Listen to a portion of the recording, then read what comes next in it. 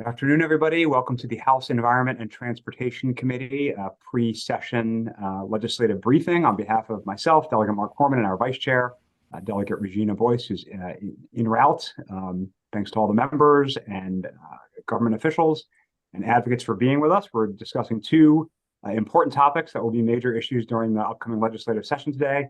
The first is on the status of the implementation of the Climate Solutions Now Act, landmark legislation this committee and the General Assembly passed a couple of years ago and is now being implemented, as well as housing issues that we'll be facing coming soon. I know it's been a while since a lot of us have done full virtual hearings like this, so just a reminder to mute yourself when you're not speaking, to use the raise hand function if you have a question, to turn your camera off if you need to step away or do something else.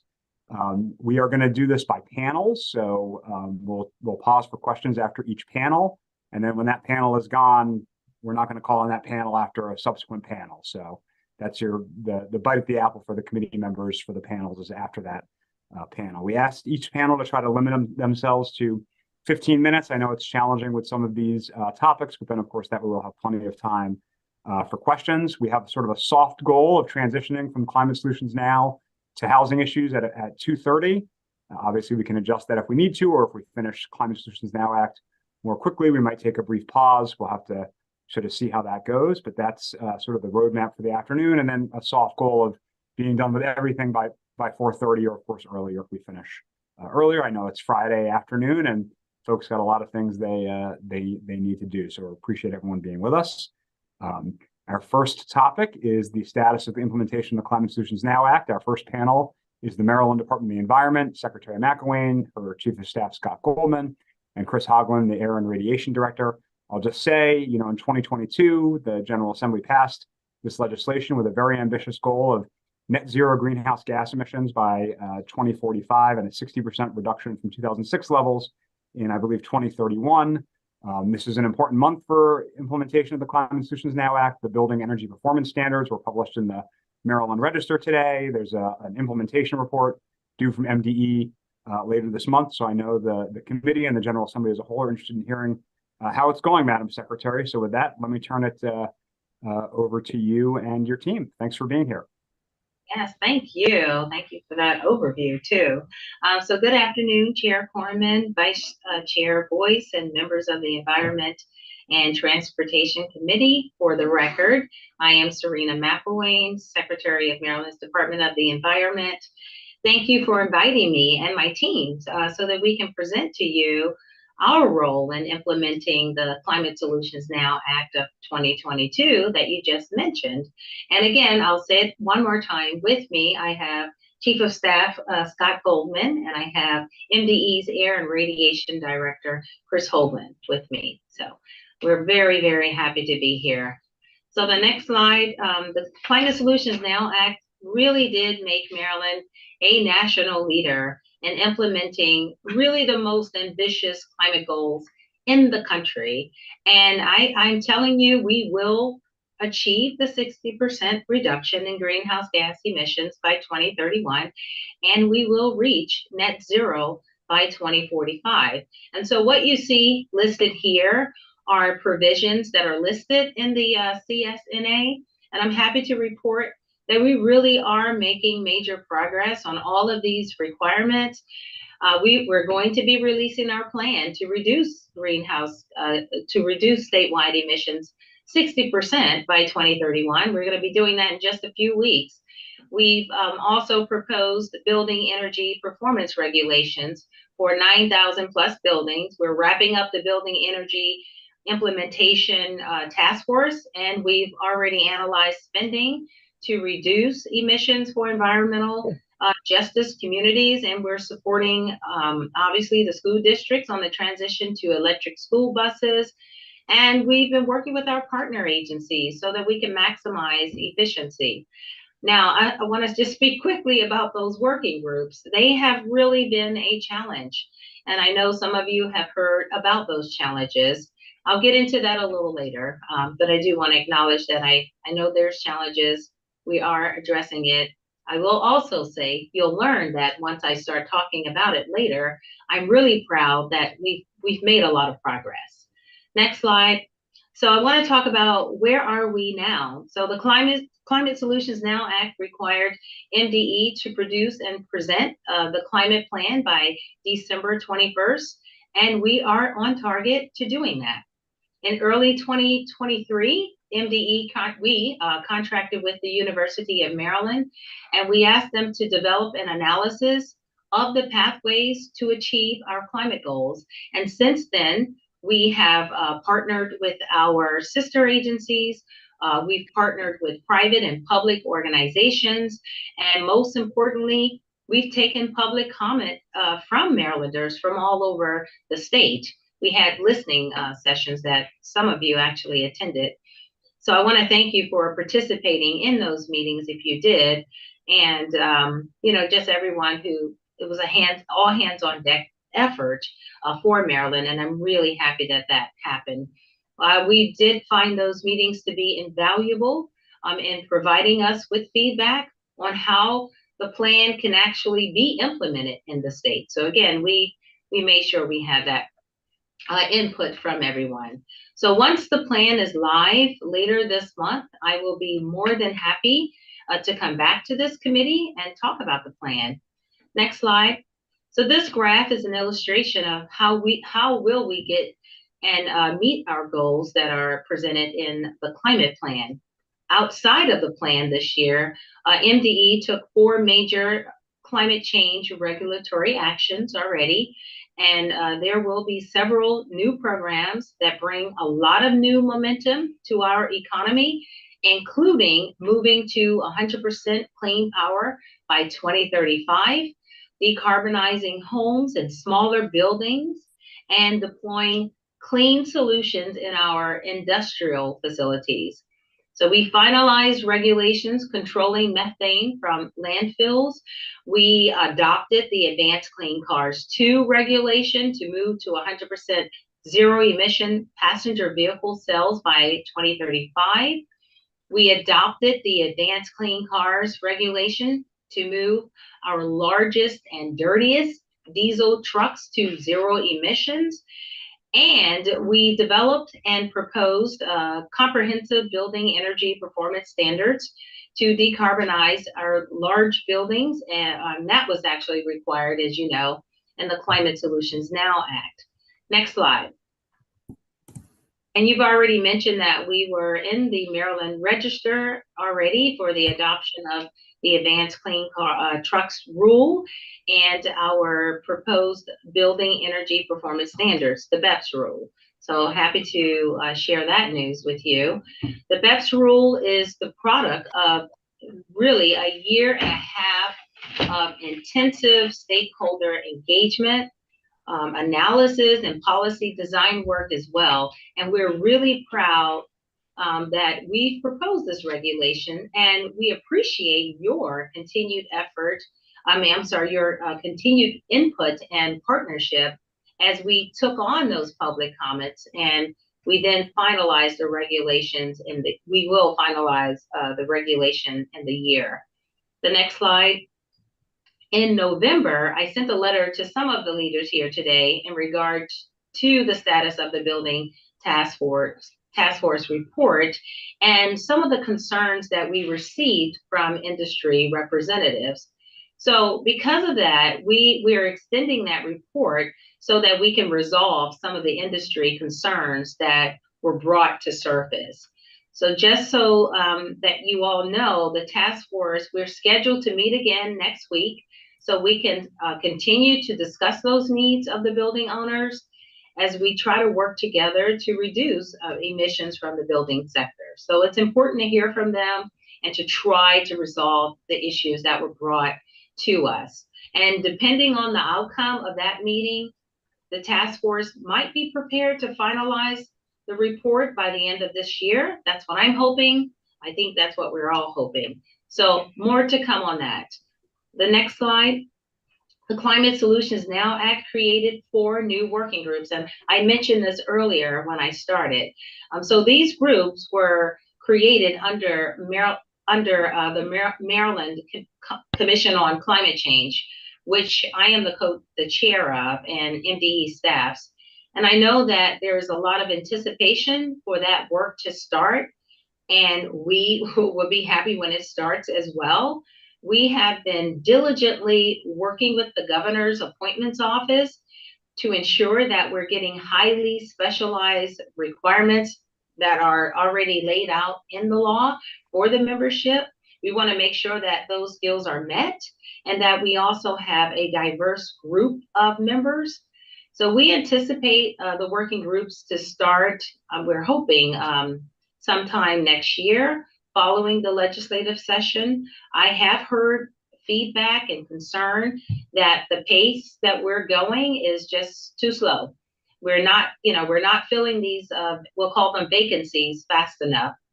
But I do want to provide a little context to that. So what this requires is for my staff to fill 72 positions total for all of those groups. And that is a lot. And we didn't get any funding or resources, so it's quite a heavy lift for us. So it is going to take some time, and it's not going as fast as people think it should, but it's because we're trying really hard to take members and staff people from all across the agency to make this happen. So what we have achieved, I would say, from my perspective, is remarkable when you consider the circumstances that we didn't have any real help to help us. So we'll continue to do what we can to get those positions filled as quickly as possible. Next slide. NDE was tasked with developing a methodology for how we defined an overburdened and underserved community, and then how we distribute those funds to those communities. So that was a part of it. We, of course, made sure that we address that. But separately, I just want to share to all of you that environmental justice, if you don't know, is really one of my top priorities. So since last year, I have made it my priority to go across Maryland and meet with stakeholders and leaders and some of you and citizens from underburdened and overserved communities, and really just connect with Marylanders. And so far, I've visited over 7 counties. I've had 8 listening sessions that were focused on environmental justice in those communities that I just spoke about all across the state. And so during my time as secretary, I am committed to continue to do that and to visit every county in the state. And I plan to meet with all the local officials because I really do want to hear the priorities and the feedback on how we, my agency, can be more effective and help. Next slide, which is the last slide. I'm very happy that honestly, we're at this point right now. Like I said, I'm really thrilled to be here and to just talk about what I can talk about with all that we're doing so far with this clean energy transition. We are nearly ready to release the plan, and I think it's just over 2 weeks. We should have the plan done. And again, once the plan is released, I'm here to tell you that I'm really going to need your support and partnership so that we can keep the momentum that we'll have going. Because it's easy for us to just produce the plan and implement it, but it's nothing unless we have your support. So as the upcoming session approaches, I ask for this committee and the legislature to just hold the line for us on the current regulatory authority that we have, so that we as a department, we're able to find new solutions and funding and everything else really to secure the green transition that we all want. And that's it for me. Thank you. Thank you, Madam Secretary. I assume the rest of your team is there just to offer responses to any detailed questions. Correct. Great. Appreciate your work, particularly on the working groups. Those were additions of the House during the Climate Solutions Now Act negotiations. I think we think they're pretty important. So understand it's a tall order, but appreciate your work on those. Let me turn to my colleagues. I will start with Delegate Healy.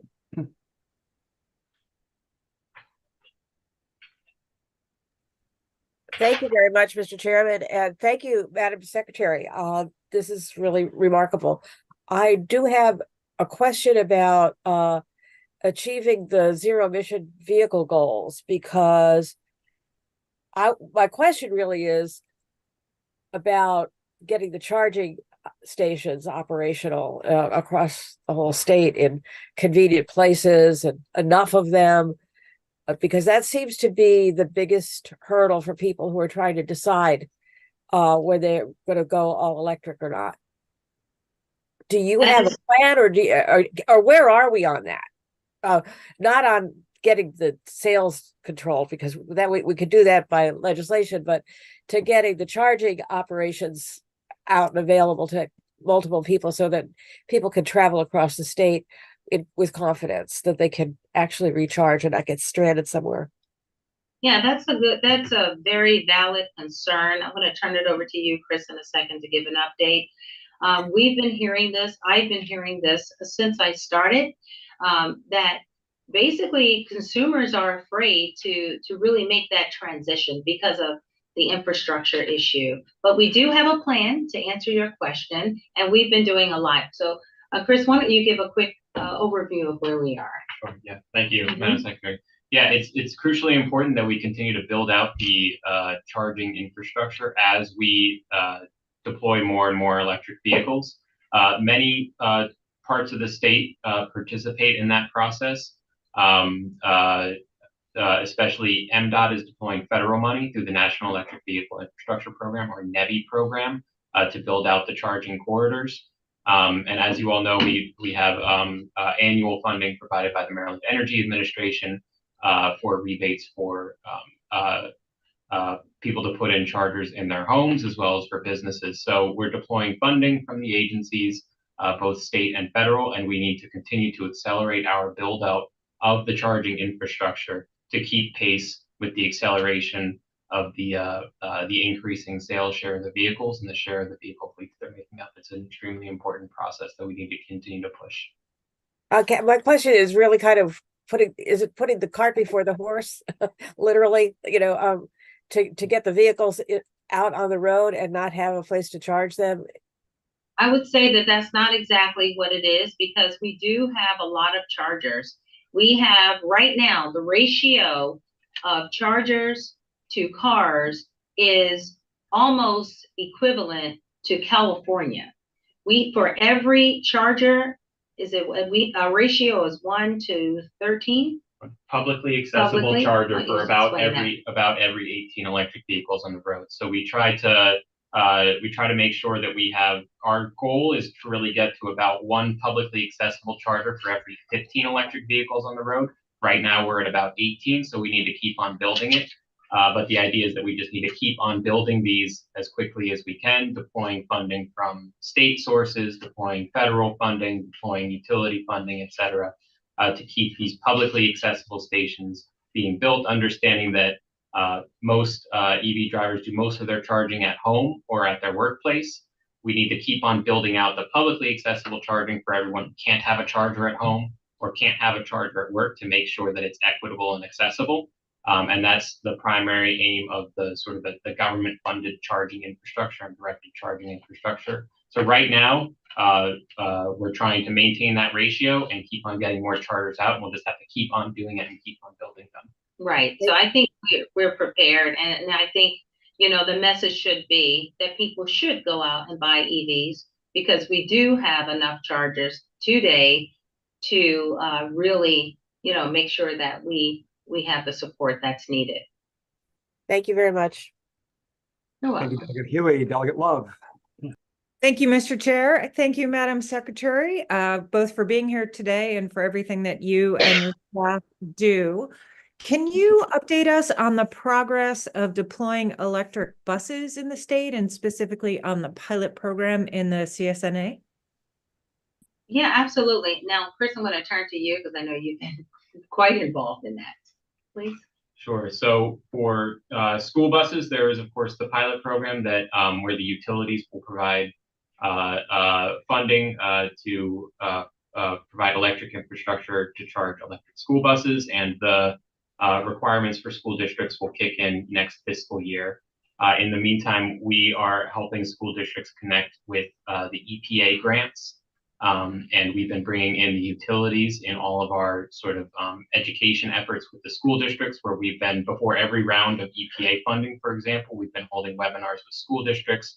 EPA joins us, utilities join us, school districts who are already piloting electric trucks, electric buses join to talk about all the school districts that are still getting it ready. So we're at this point helping all the school districts access the federal money and build the connections and the understanding between the utilities who will administer the pilot program and the school districts that are deploying electric buses, while at the same time continuing to put out some funding from MDE. We were granted in this year's capital budget $3 million to give out to school districts for electric buses. So we're preparing that as we speak to supplement with some funding left over from the Volkswagen settlement, which we've used over the last several years to launch some electric school bus pilots in some school districts. So we're trying to prioritize multiple sources of funding right now to get pilots in place so that school districts can begin to understand how the buses can be operated, get the charging systems in place, get people educated on how to operate the buses and the chargers so that we can accelerate that in the coming fiscal year. And we're keeping an eye on making sure that funding is available for this transition, because as we, this is something the governor says a lot, and this is what I believe in and will make sure is at the top of what we're doing. We do want to make sure we're leaving no one behind, even in that effort, because they're relying on federal funds. The little money that MDE have, we don't have a whole lot. So we're monitoring it. I am, to make sure that this transition happens. So I just have to be, I'm just trying to be upfront that I have to see, because it's going to take a lot of money to make that transition happen by next year. That rule kicks in next year, right? Purchasing requirements. For next fiscal year. So that's serious. And so I'm monitoring it on a personal level as well as my staff. Thank you. Delegate Love, Delegate Holmes. Delegate Holmes, did you have a question? Yes, sir. Thank you very much, Mr. Chair. My question is relevant to apartments and condominiums. Are there any programs available where, for example, there are large masses of apartments and condominiums that have boiler systems? Are there programs available to allow them to move from boiler systems to solar panels, perhaps? Is something with you and DHCD, perhaps? And secondarily, will you be producing a mass distribution of maps where EV stations are available to the entire state of Maryland? Thank you. So for the buildings, yes, new federal funding is rolling out, and some of that's going through the Maryland Energy Administration for building projects, and we'd be happy to connect with more information on that. On the EV charging, yes, MDOT and several other agencies coordinate. We have a map online of publicly accessible EV chargers produced by the state partnership. And then there are also, for anyone who may be considering an EV, there are also some really helpful apps that you use on your phone to find chargers, in addition to using Google Maps. But the state, we do produce a website that constantly tracks publicly accessible chargers as they are built. And I can look up the URL here for you in a moment. Can you provide the committee with the information, please? Thank you. Thank you, Mr. Chair. Thank you, Delegate Holmes. To one of the fathers of the Climate Solutions Now Act, Delegate Stein. Thank you, Mr. Chairman. And thank you, Madam Secretary, for your presentation. And I want to thank you for all the work that your great staff has done in support of the Climate Change Commission, which has to be one of the busiest commissions in the state, but they do stellar work, and I want to thank you for that. I do have a two-part question related to at least the preliminary climate pathway report issued at the end of June. The report, I think, lists 18 different mitigation strategies to get us that'll get us between what is likely to be maybe a 50% reduction with current measures to the 60% reduction. And I guess since the final report's coming out in a couple of weeks, maybe my question on that is, will the final report prioritize the mitigation strategies that are needed to be, new provisions implemented to get us to 60%? Yeah, so yes, they will be prioritized. And since your office was so instrumental in getting the report together, why don't you just expand a little on that? Sure. And as the secretary mentioned, the plan's undergoing final review. So we look forward to saying exactly what's in it in a couple of weeks. But we are trying to be careful as we go through to identify these are the things that we're already doing. These are the new things that we would do. Here's the form of that new step and when we think that new step can be taken so that we have sort of a clear implementation picture. Okay, great. And Mr. Chairman, if I could ask one more question.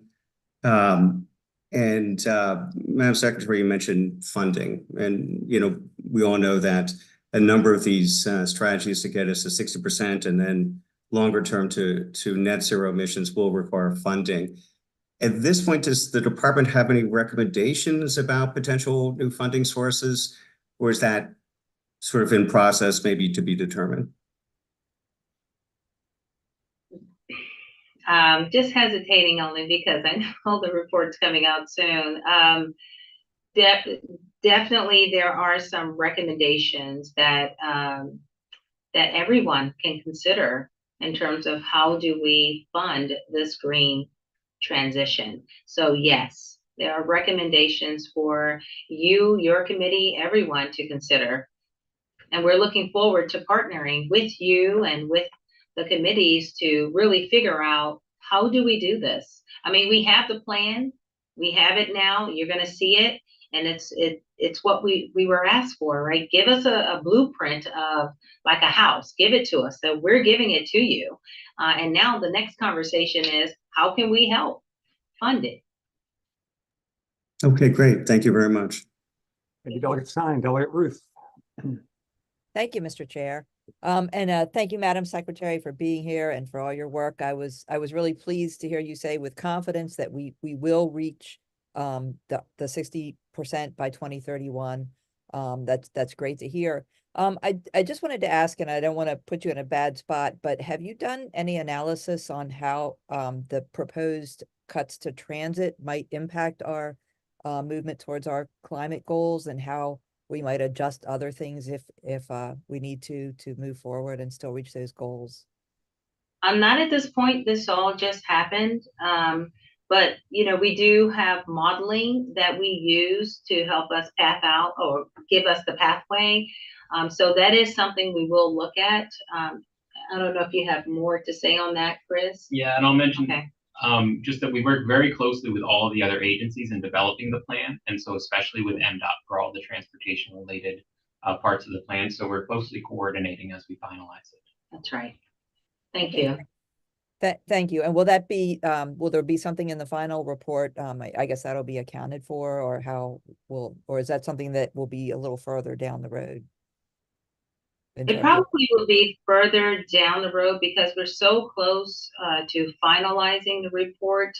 And, just as everything is changing every day, Sure. And so we just have to make sure we keep in mind all the changes that are happening around us that could impact what we're trying to do. So we will pay close attention to it and adjust where we need to. Great, thank you.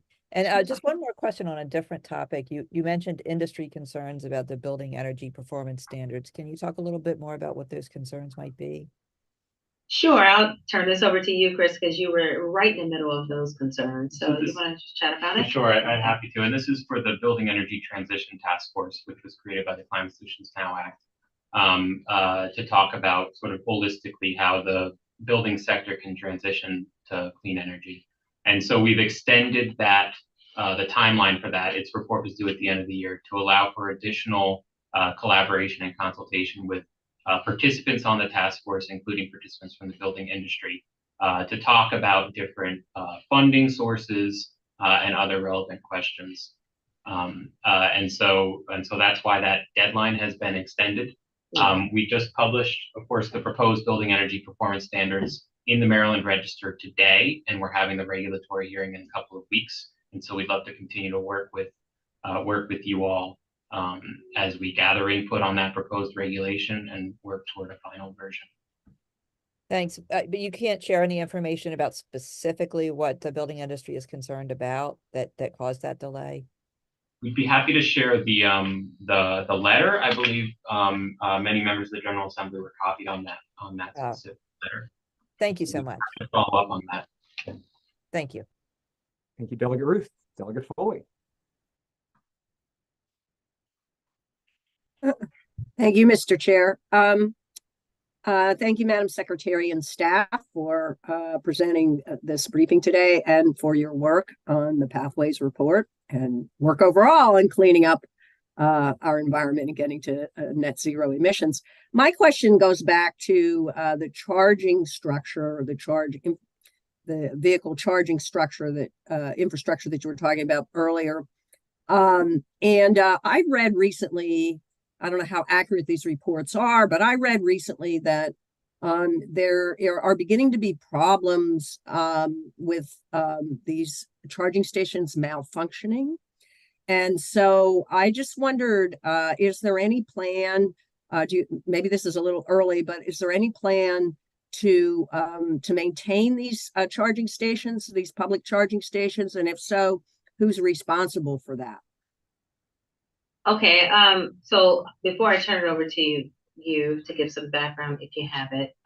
So we do have about 4,079, I think, charging ports.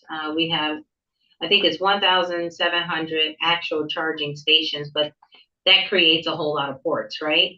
And there's a big percentage of those, I think 20%, that are needing maintenance, and sometimes they are down. So we know that's an issue, and we are trying to mitigate that as best as we can.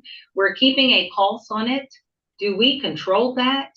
Do we have responsibility to keep those chargers up and running? That I'm going to turn it over to Chris to address. Individual station operators maintain the charges, but we recognize that we need not only a plentiful and accessible charging network, but a reliable one as well. And so that's a key area to continue to work on as we build out the infrastructure. We recognize that's crucially important.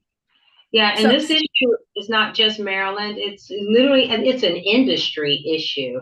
But again, that's why we have so many people, so many consumers who are not wanting to take a chance, right? Because of these issues that you're referring to. And so we do need to find a way, a plan to make sure that we are addressing that issue so we can build the confidence of consumers.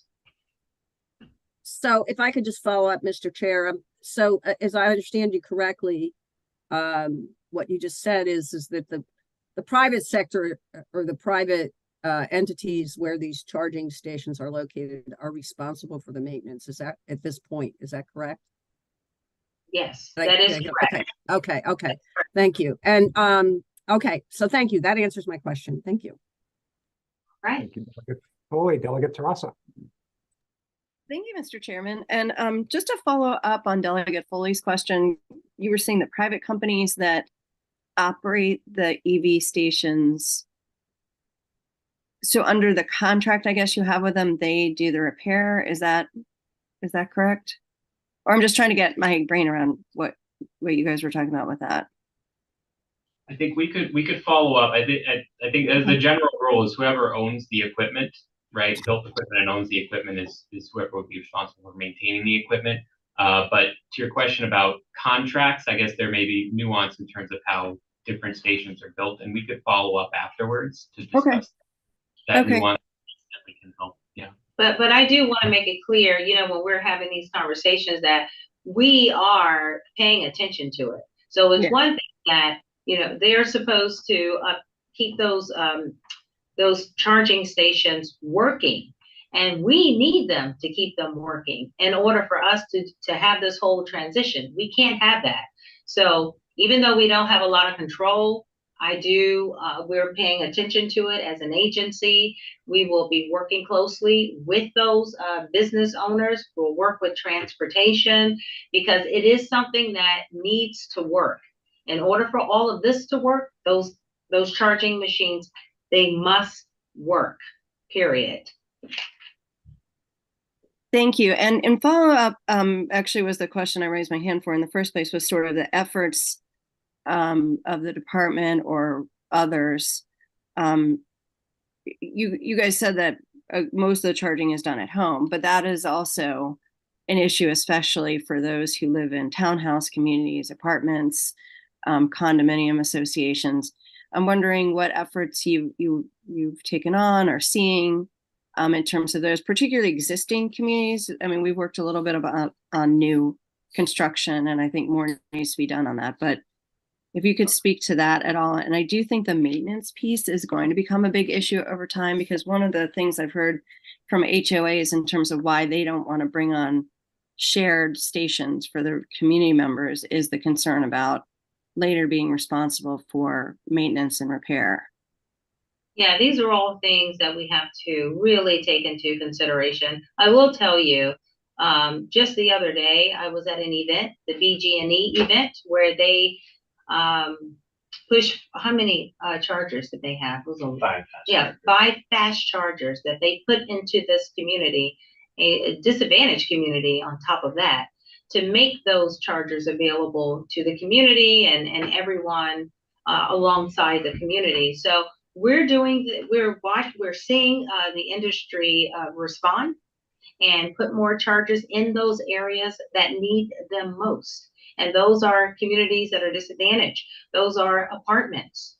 Those are homes that don't have garages, right? That's a problem as well. Churches, community centers. So there's a lot going on that may not be seen. And I think we need to do a better job at communicating what's being done. Do you have something to add? Or you, Scott? Yes, Madam Secretary. This is obviously an emerging and new need across the board, and questions about, there are local zoning questions, there are new standards that need to be developed across the board to make this transition possible. Where I live, you can't get a charger in front of your house. That is a local issue that will need to be resolved, that the state can take leadership in advance. Great, thank you very much. Great. Thank you, Delegate Terrassa. Delegate Morgan. Thank you, Mr. Chairman, and thank you, Madam Secretary. A lot of discussion about the charges and things like that, but we have to get to the goal, which is, I would say, the source of the power. We've looking a lot at solar, looking a lot at wind. Is there any recognition of nuclear in this equation at all at this point in time? I mean, that is a part of the electricity mix in Maryland, but I'll let you talk about that. Sure. Thank you, Madam Secretary. Yeah, of course, our nuclear facility in Calvert Cliffs is the largest electricity generator in the state of Maryland. And within the region, there are also significant nuclear generation just over the border in Pennsylvania. So it's a major source of electricity in the grid right now. When we look at the climate plan and we're looking at how the grid changes going forward, we look at all of the available resources and how we think that they could change, understanding the state has strong policies to build out new renewable energy. The law also required us to consider the existing nuclear fleet and the existing broader zero carbon generating fleet. So there's an element in the plan for that as well. But it's absolutely relevant where the electricity comes from to charge the vehicles. Under the current electricity mix, the electricity mix we have today, before we achieve our future clean energy goals, on a mile per mile basis, an electric vehicle in Maryland produces about a quarter as much pollution when you count the power plants as a gas vehicle would. Which is why we need to make sure we're investing in renewable energy, and we need to get renewable energies to scale, because that's where we're going to see the biggest bang for our buck when it comes to clean energy. So that's something the state has to work on. It's something we're looking at investing in as a state. So yeah, it's really important that we get the renewables up, and that's a challenge for us. Okay, thank you very much. Thank you, Delegate Morgan. Any other questions for the Maryland Department of the Environment? Vice Chair Boyce. Thank you so much, Mr. Chair, and thank you, Madam Secretary, for being here. I want to bring up some concerns that there have been in more of the rural communities and counties regarding bus electrification, in that while there are buses there, I think an argument has been made somewhat that it is not at the large amount as maybe a suburban or urban space, and how them apparently transitioning over may actually hurt them as they don't essentially pick up or drop off, or the distance is somewhat longer to maybe pick up someone, and then potentially having to go a distance to pick up someone else, and then potentially going back to the earlier question I think Chair Haley had about the accessibility of other charging areas. And I wondered if that was brought up to your attention, and what are your thoughts regarding that? Chris, I'm going to turn that one over to you. You've been very much involved in that, so would you please? Yes, we've worked with many different school districts in the state as we're talking about how all of them can prepare to transition to electric school buses, and we hear lots of challenges that vary depending on the type of school district. The good news is that the technology is improving rapidly. The electric school buses available right now are quite capable, and there will be a phase in, right? These buses tend to stay on the road at least 12 years. Some of them stay on the road 15. So even if we switch to purchasing only new electric school buses tomorrow, it'd still be 12 or 15 years to convert the existing fleet. And so we can start out relatively small, make sure things work, prioritize the routes where it makes sense to test out the new technology, and work out the kinks of the entire process. And that's going to continue to be a challenging process that's different for urban routes versus rural routes. And we're working with all the school districts and trying to bring everybody together to share notes on how to work through those initial challenges as they emerge. Thank you. Madam Vice Chair, any other questions for the department? No, thank you, Mr. Chair. And if so, I will send you them by email. Thank you so much. Great. Anybody else? Okay, I think that is it for this panel. Thank you, Madam Secretary and team. We appreciate you being here. And we will now turn to the Maryland Climate Partners, Josh Tolkien, Director of the Maryland Sierra Club, Ruth Ann Norton, Executive Director of Green and Healthy Homes Initiative, and Bakari Height, Transit Organizer, Labor Network for Sustainability. Just a reminder, folks, we're trying to limit the panel opening to 15 minutes, so we have plenty of time for Q&A. Josh, take it away. Thank you very much. My name is Josh Tolkien. I'm the director of the Maryland chapter of the Sierra Club. Thank you so much for hearing from me today. I'm also a coordinator of the Maryland Climate Partners Coalition, and I'll be telling you a little bit about the coalition, providing some overarching thoughts and recommendations, and then I will be joined by Bakari Height of the Labor Network for Sustainability, who will be talking about our transportation recommendations, and Ruth Ann Norton of Green and Healthy Homes, who will be talking about housing and environmental justice. Next slide, please. Thank you. Climate Partners is a coalition of over 100 partner organizations dedicated to implementation of climate solutions now. We coordinate public input, we disseminate information, and we broadly work to engage technical, grassroots, and community partners in supporting the state's implementation. Next slide.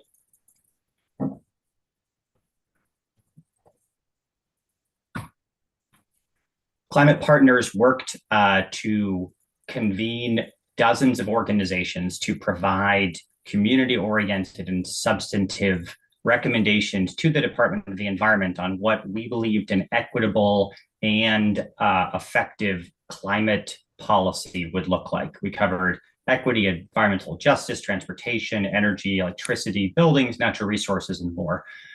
We were proud to work with technical experts such as RMI and with the Center for Climate Strategies to provide technical support and modeling. Next slide, please. I offer this slide only just to demonstrate that we really know what we're talking about. we were excited to provide the modeling and support as another technical reference to be supporting MDE's work. Next slide.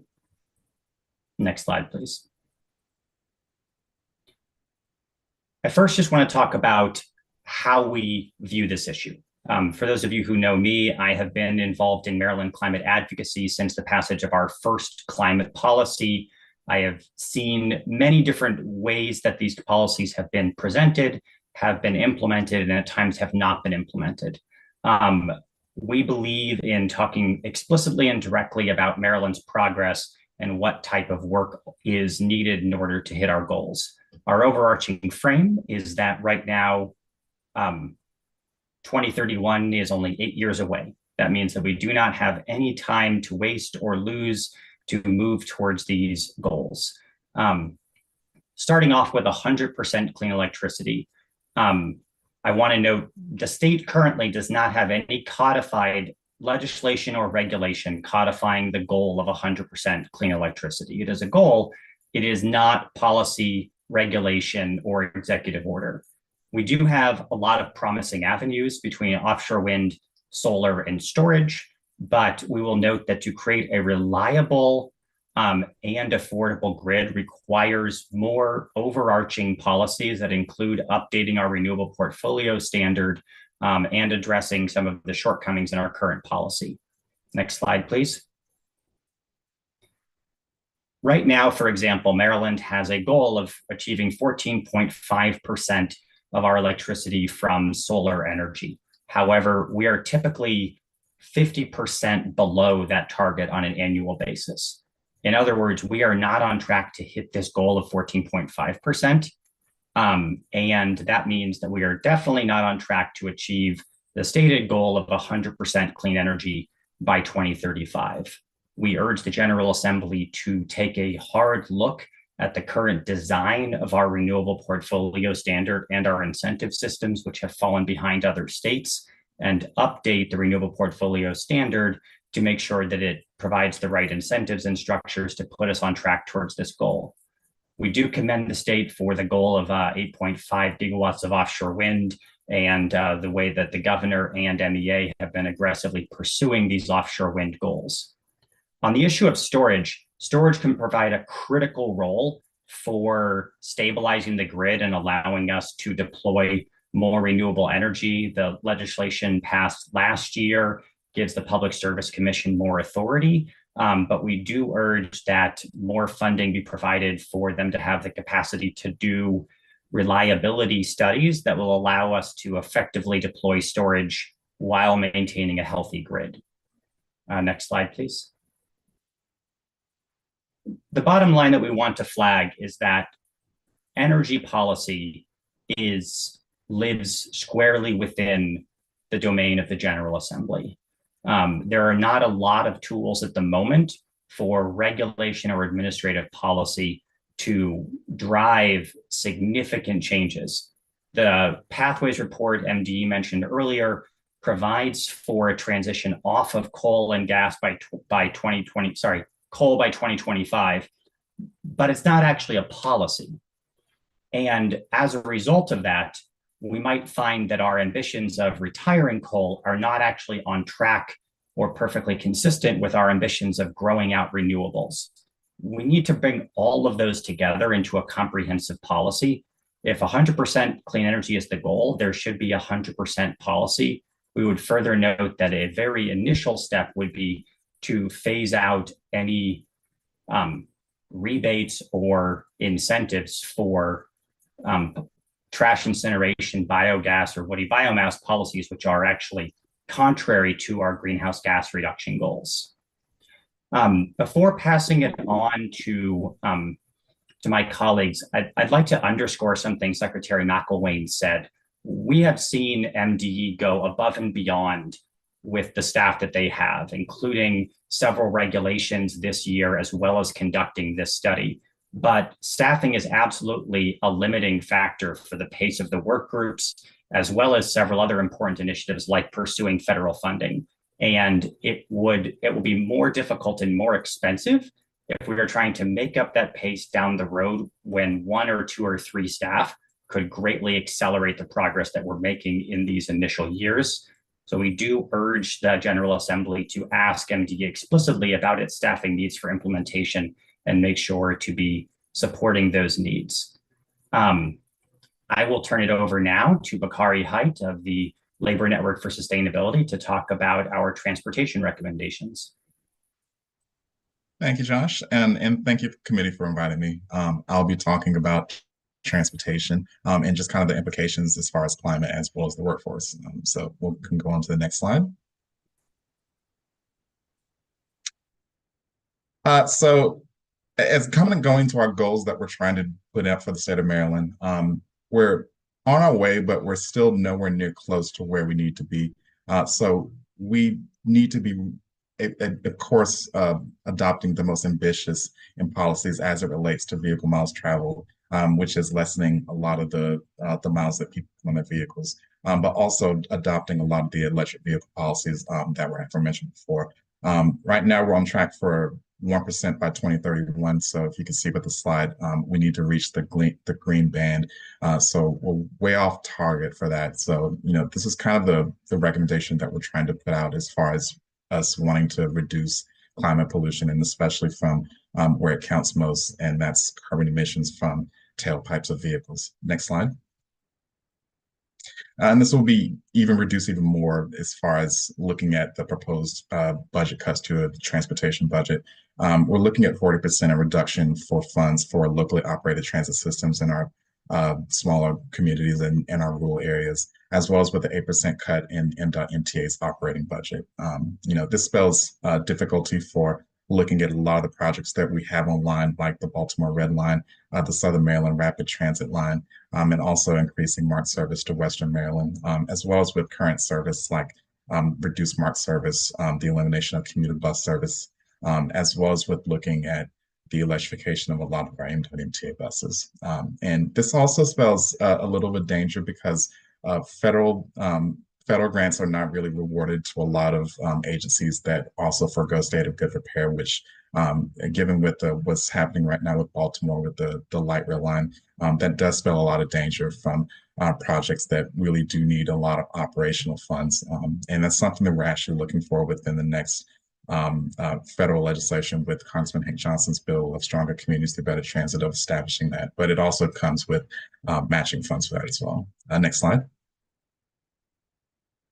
We also want to prioritize those projects that would turn over a lot of these emissions. And that's something that the feds have also put out, is the greenhouse gas emissions tool that a lot of states like Minnesota and Colorado have actually adopted in policies to figure out where they can reduce those emissions. So that's also something that we've highlighted, and especially it's also been highlighted in the consolidated transportation plan, so that we can direct some of this spending towards a lot of these projects. And that also does go into increasing a lot of the charging infrastructure that was mentioned early in the meeting, while also looking at a lot of the MPOs to look at these highways and road projects that do come to Maryland that do cost over $5 million, to look at how we can review those and see how we can decrease the emissions to where we aren't putting a lot of these carbon emissions in the air. Next slide.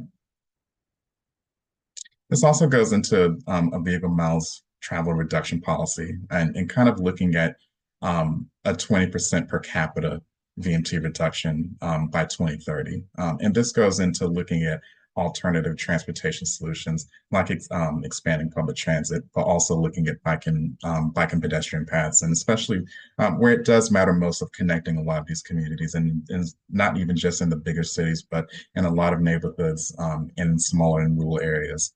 Just kind of looking at where we can focus on these reductions, but no later than 2025 of reducing that, and also identifying that with working with different jurisdictions to see what we can come up with and how we can connect all these. Next slide. We also want to adopt targets.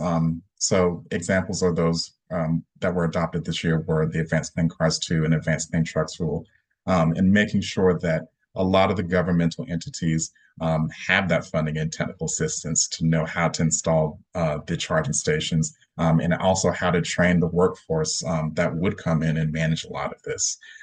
So this does include the NEVI program, which would turn a lot of the school buses from diesel to zero emission, as well as with setting up a lot of these charging stations and the charging equipment for it, but also establishing factories for these batteries, which could be a huge boon to the economy of the state of Maryland.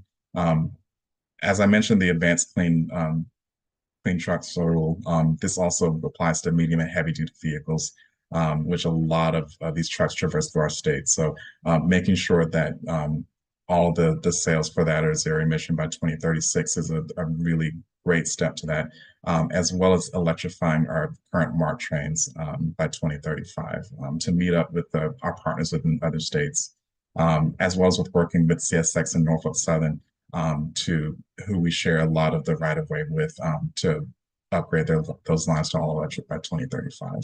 Next slide. And I touched on workforce again. I think it's also great to invest in the workforce, and especially within the good labor union jobs. And that's, for example, working with groups like IBEW, our local ATU, as well as with a lot of our building trades for forging a lot of the transit-oriented development around a lot of these transit stations. And we have 105 transit stations in the state of Maryland. So that's 105 opportunities to create a lot of those jobs and create a lot of workforce housing as well as with development. And like I said, competing with a lot of our southern states for a lot of the electric battery facilities and charging facilities, and also investing in our workforce, like our young folks, and bringing a lot of these programs to the schools to where they could work on these apprenticeships programs with IBEW, so that they can earn credits and immediately go into the workforce, as well as with our technical schools. We want to be able to create these opportunities so that we can put into the workforce and thereby putting in some more of the tax base within the state of Maryland. And with that, I'll hand it over to Ruth Ann. Thank you very much. Hang on one second, folks.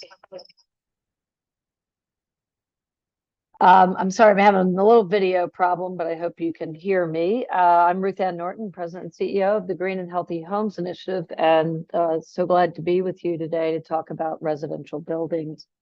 Can you go to the next slide, please? So in our partnership with Climate Partners and looking at legislation and policy, one of the main recommendations that we had, along with the recommendations made in the Housing Transition Report to Governor Moore, has been to really move to a whole house retrofit model approach that allows us to take the benefits of aligning dollars from institutional programs, philanthropy, and other programs in support of climate solutions now, aligning those housing intervention services and addressing client deferral issues, and it has proven to be a model that has been adopted by other states because of its efficacy and effectiveness.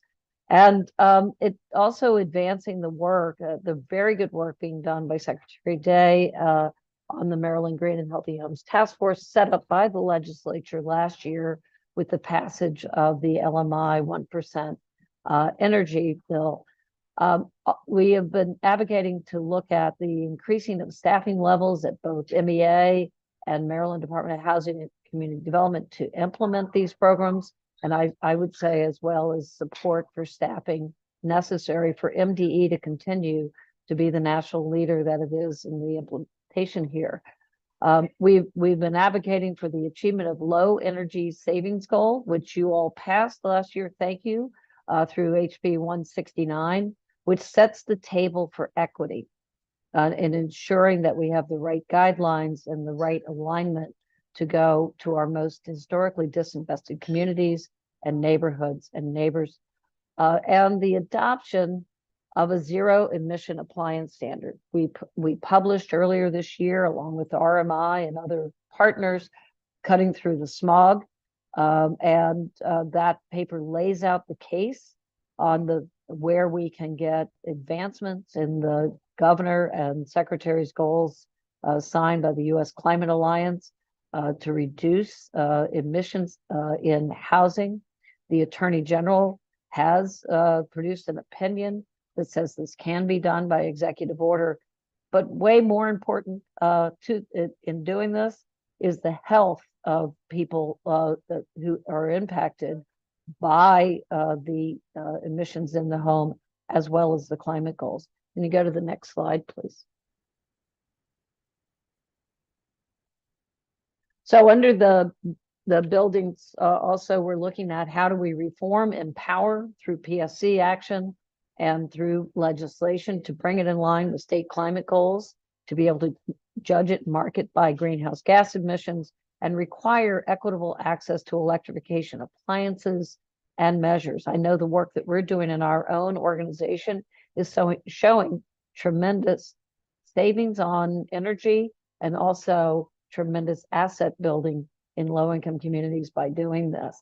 Maryland, we also are calling for the enactment of a zero emissions new construction by 2031, lining up to meet these goals, and asking the General Assembly to mandate the expansion of the Building Energy Performance Standards, BEPS, to incrementally smaller buildings down to 10,000 square feet to help reduce emission standards in existing buildings and provide the funding support for affordable housing and complying with BEPS, helping to get there and using that align and braid coordinate model to do it.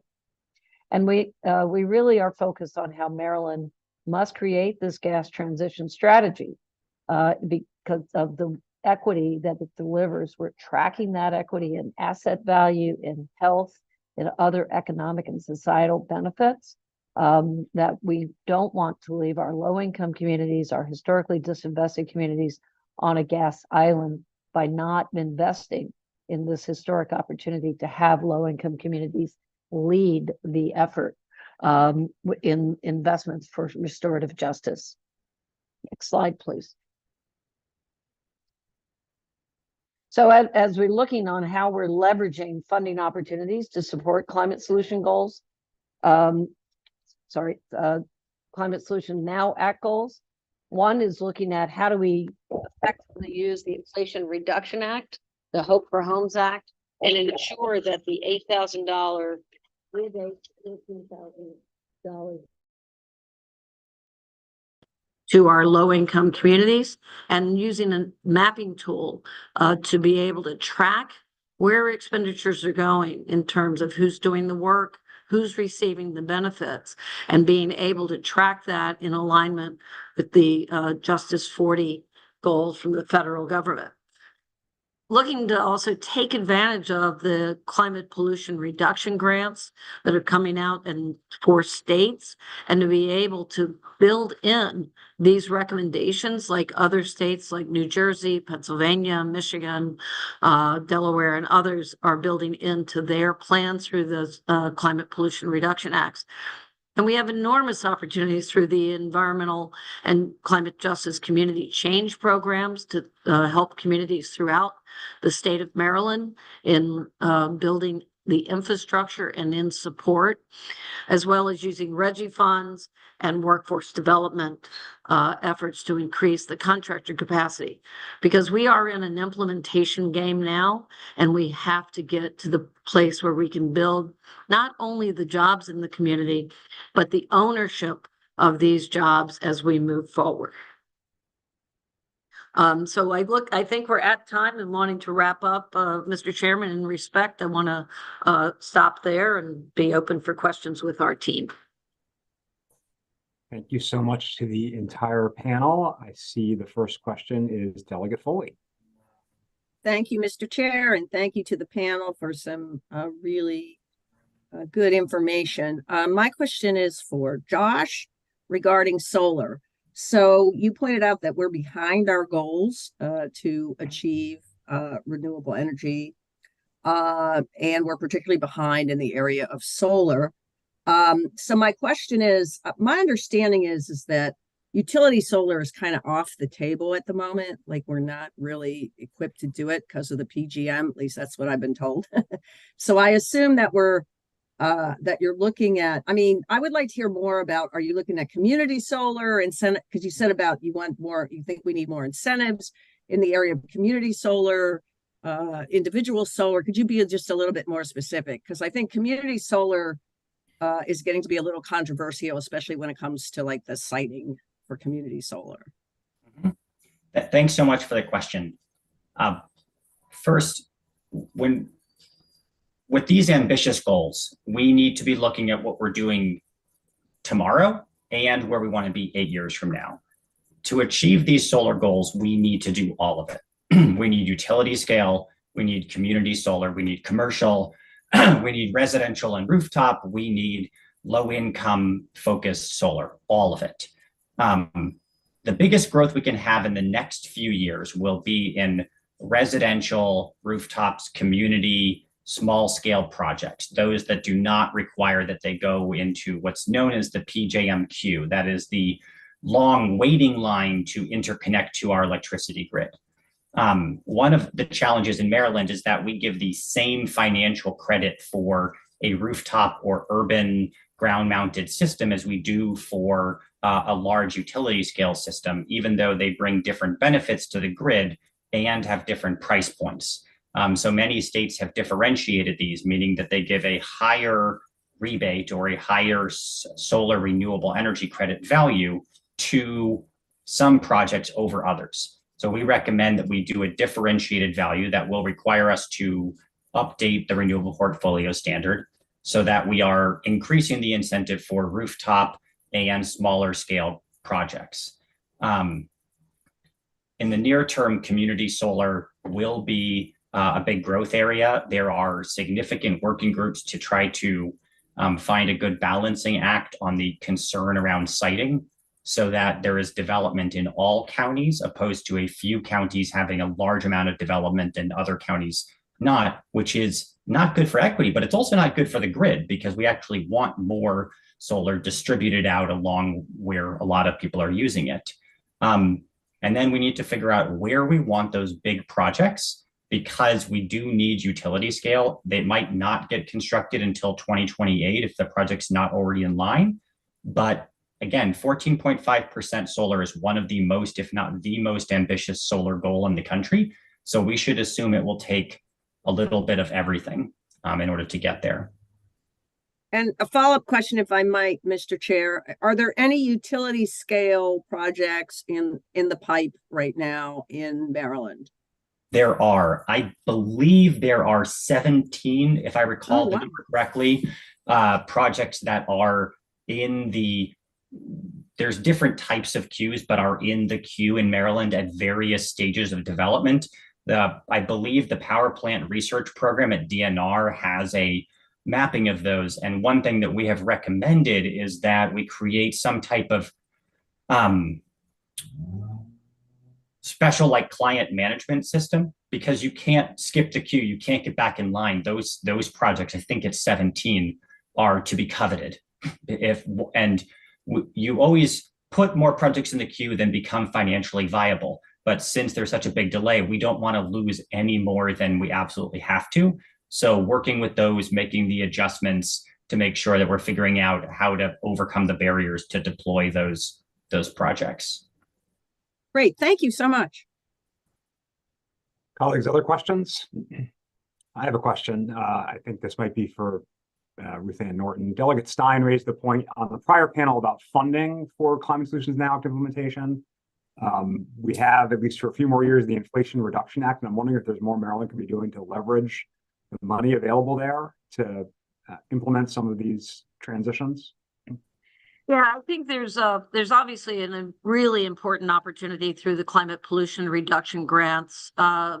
We are in conversation with about 7 states around the country that are looking at how do they advance some of this work in the residential and building sector. So there will be an opportunity through that and through the, as I said, the RGGI funds in different areas that we're working in. There is some opportunity to do a portion of the work through social determinant of health funding out of HUD, out of HHS, out of philanthropy, and out of healthcare itself. In Pennsylvania, we have an investment from a healthcare entity that's putting in $50 million into improving the health of housing out of the hospital community benefit. So I do think there's an opportunity, maybe something that the legislature would want to commission to be done, but I think there should be a fund development plan for the state that looks at how we align, grade, and coordinate these funds on an ongoing basis. We're in discussions now about how do you implement some of the 15% that comes out of LIHEAP nationally toward decarbonization work and other measures that can happen. So there is the ability to do some sustaining work, but something that it takes an important kind of asset and gap analysis that the state should have in hand to do a fund development plan that I think would be enormously helpful. And in fact, the very early vestiges of that are happening by the work that Secretary Day is doing through the Green and Healthy Homes Task Force, set up so brilliantly by the legislature to put that in place. And so I think we could build on that, Delegate Corman, to advance us past the next several years. Well, we'll have a glut of dollars. It's how we sustain those dollars, right? And that's going to be the important key. And how we reinvest savings will also be key to that. And I think the state has to work now to what we do 5 years from now on that reinvestment strategy to advance us past. Okay. Oh, there you go, Don. Thank you very much. Any further questions from my colleagues? Mr. Chair, might I respond to that question briefly as well? I'm not sure if this is impolitic, but I would like to know, other than DHCD and a few agencies that have a history programmatically of working on federal grants, the process of applying for federal funding is incredibly complex and specialized. And we should assume that our agencies actually don't have that specialization, because we've gone from not a lot to 2 massive spending bills in the last 5 years.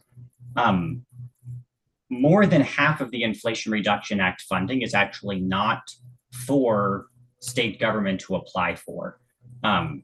And to have our state, the people in our state, local governments and nonprofits maximize our application requires a significant amount of technical support.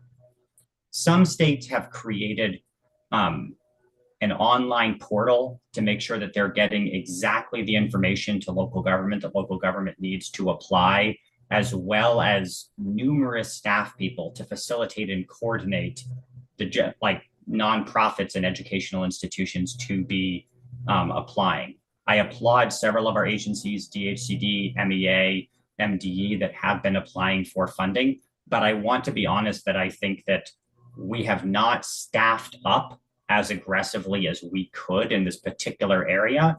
And this is one area in which we have a time-limited ability to have an impact. So we strongly urge the governor and the General Assembly to maximize the staffing necessary to take advantage of this particularly time-limited and critical moment to be pursuing federal funding. Great. Thank you, Josh. I do not see any other questions from my colleagues. So that concludes the portion of our briefing on the status of the implementation of the Climate Solutions Now Act. And we are, sorry, Delegate Wayman, I might have missed you there. Yeah, I'm sorry. Mr. Chairman, can you hear me okay? Yep. Okay, very briefly, if one of the panelists could address, because we don't do a lot of the energy legislation in ENT, and I'm going to have a coal ash bill in 2024. Could you explain, because I don't understand the history, I'm not aware of the history of how is DNR, I don't typically think of DNR being an agency involved in energy issues. What and how did they end up with the role that they have that was mentioned by one, I think Josh or one of the presenters, just really briefly? My understanding is that the Power Plant Research Program, which is the research arm that looks into siting and other regulations and grid capacity issues when approving permits for power plants. I believe that it was located at DNR because a lot of the issues were land use historically related to transmission. It is, an oddity that it is located there and not at MEA. But I do know that the PPRP staff coordinate very closely with MDE and MEA. So thank you for that. And they seem. Yeah, it's been that way for a long time. I'm not totally clear on the history. I think it's been over 20 years. Okay. No, I was just curious. That does help a lot. And my brief interactions with those folks have been very positive. I was just kind of startled to discover I was going to be dealing with two different agencies on this issue. So thank you. That's it, Mr. Chairman. Thanks. Great. Thank you, Delegate Lehman, and thank you again to our panel and all those who participated in the Climate Solutions Now Act portion of our briefing. We'll now turn to housing issues and legislative priorities for the 2024 legislative session, where we have 4 separate panels. Again, we'll do each panel, then a round of questioning, then move on to the next panel. And we will start with the Department of Housing and Community Development, Secretary Jake Day. Mr. Secretary, the floor is yours, and thank you for being here. Good afternoon, Chairman. Can you hear me? We can hear you. Okay, excellent. Good afternoon, Chair Corman, Vice Chair Boyce, members of the committee. Thanks for the opportunity to talk about the state of housing in Maryland today as we gear up for the upcoming legislative session. I want to start off by just saying I've enjoyed the conversation thus far that pertains to the effects that our building stock, our housing stock has on our climate, and look forward to weighing in on those conversations at a later date with you. I also want to just note that I'm joined today by DHCD's Chief Legislative Officer, Chuck Cook, but otherwise you've got me front and center here. Today, we are hoping that we can make 2024 a surge year for policymaking and for investments in the housing space that will set the state on a growth trajectory for decades to come.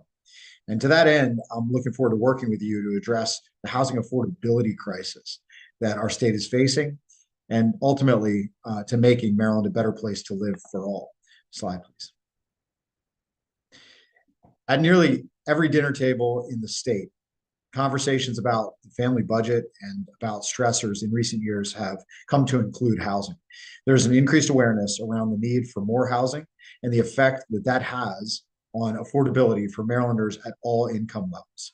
For example, earlier this week, a poll Maryland Matters wrote about shows that in Baltimore, there's generally support around increasing affordable housing in the city. 80% of those polled said they generally support multifamily housing, and 78% supported the construction of more affordable housing generally. Slide, please.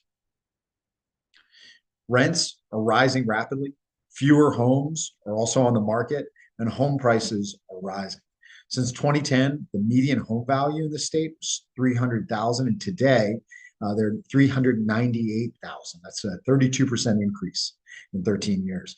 And since 2010, median rents have risen 37%. Slide, please.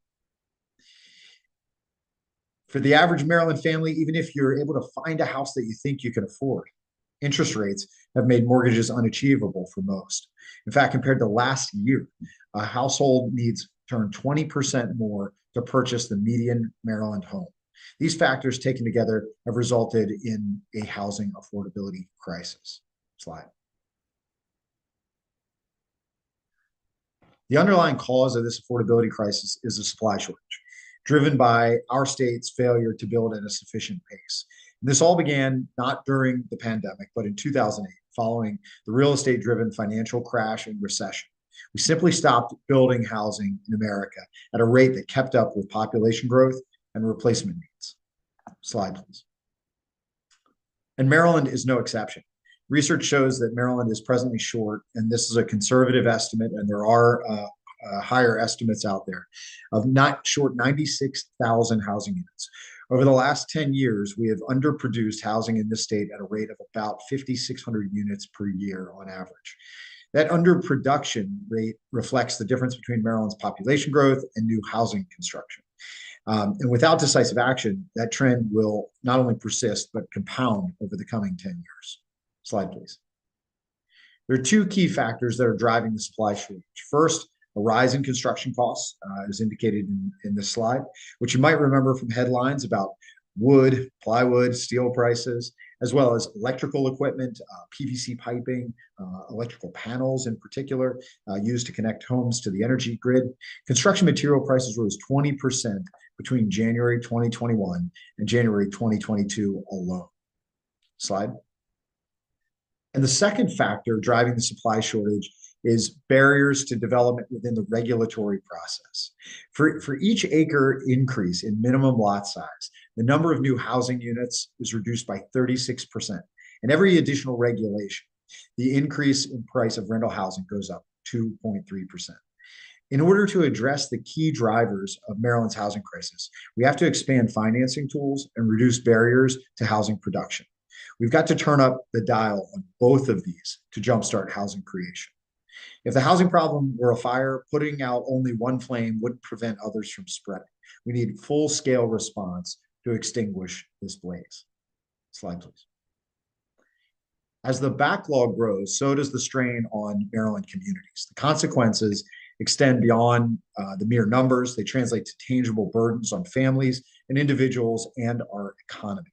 As a general rule, households should spend no more than 30% of their income on housing, meaning that above that 30% threshold, households have to start making trade-offs with other life necessities like groceries, transportation, in order to simply cover their housing costs. Households that are considered severely housing cost burden will generally have an extremely hard time making ends meet and are likely to face housing instability in the near future.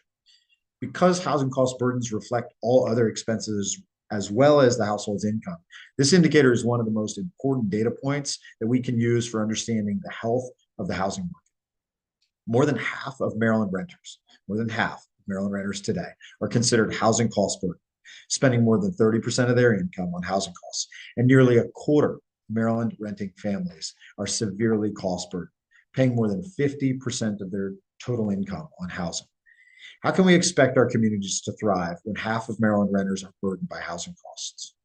That, combined with the cost for food, healthcare, and other essential expenses, pushes a higher cost of living for residents, which means they'll spend less on goods and services and reduces the state economic activity. Maryland, by the way, is the 7th least affordable state in the country overall, and we're the 8th least affordable state in the country in terms of housing affordability specifically. And I want to point out that this affects not only rural or urban jurisdictions, this affects everywhere. Just yesterday I was in in Howard County, and in Howard County, 35% of families are part of the ALICE category of families, and 80% of those families, 80% of those households, are rent burdened. It's not surprising, I'm sorry, slide please, if you would. It's not surprising that rising housing costs also affect those simply seeking shelter. Rapidly increasing housing costs have exacerbated housing instability.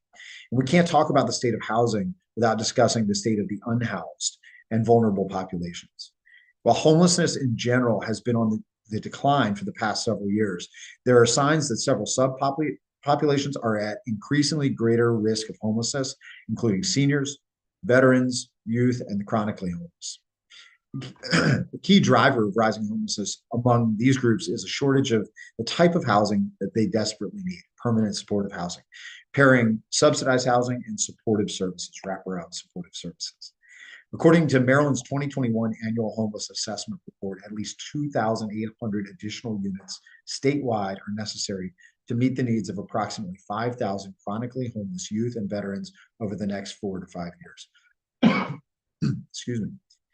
On any given night in Maryland, almost 5,400 individuals are experiencing homelessness, with nearly 900 of them unsheltered.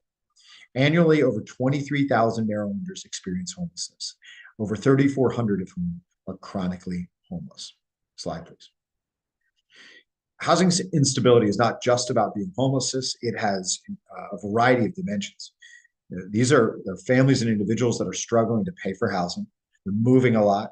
They're facing eviction. They're staying with friends or family to save money. They're dealing with poor quality housing. They're in neighborhoods without safety.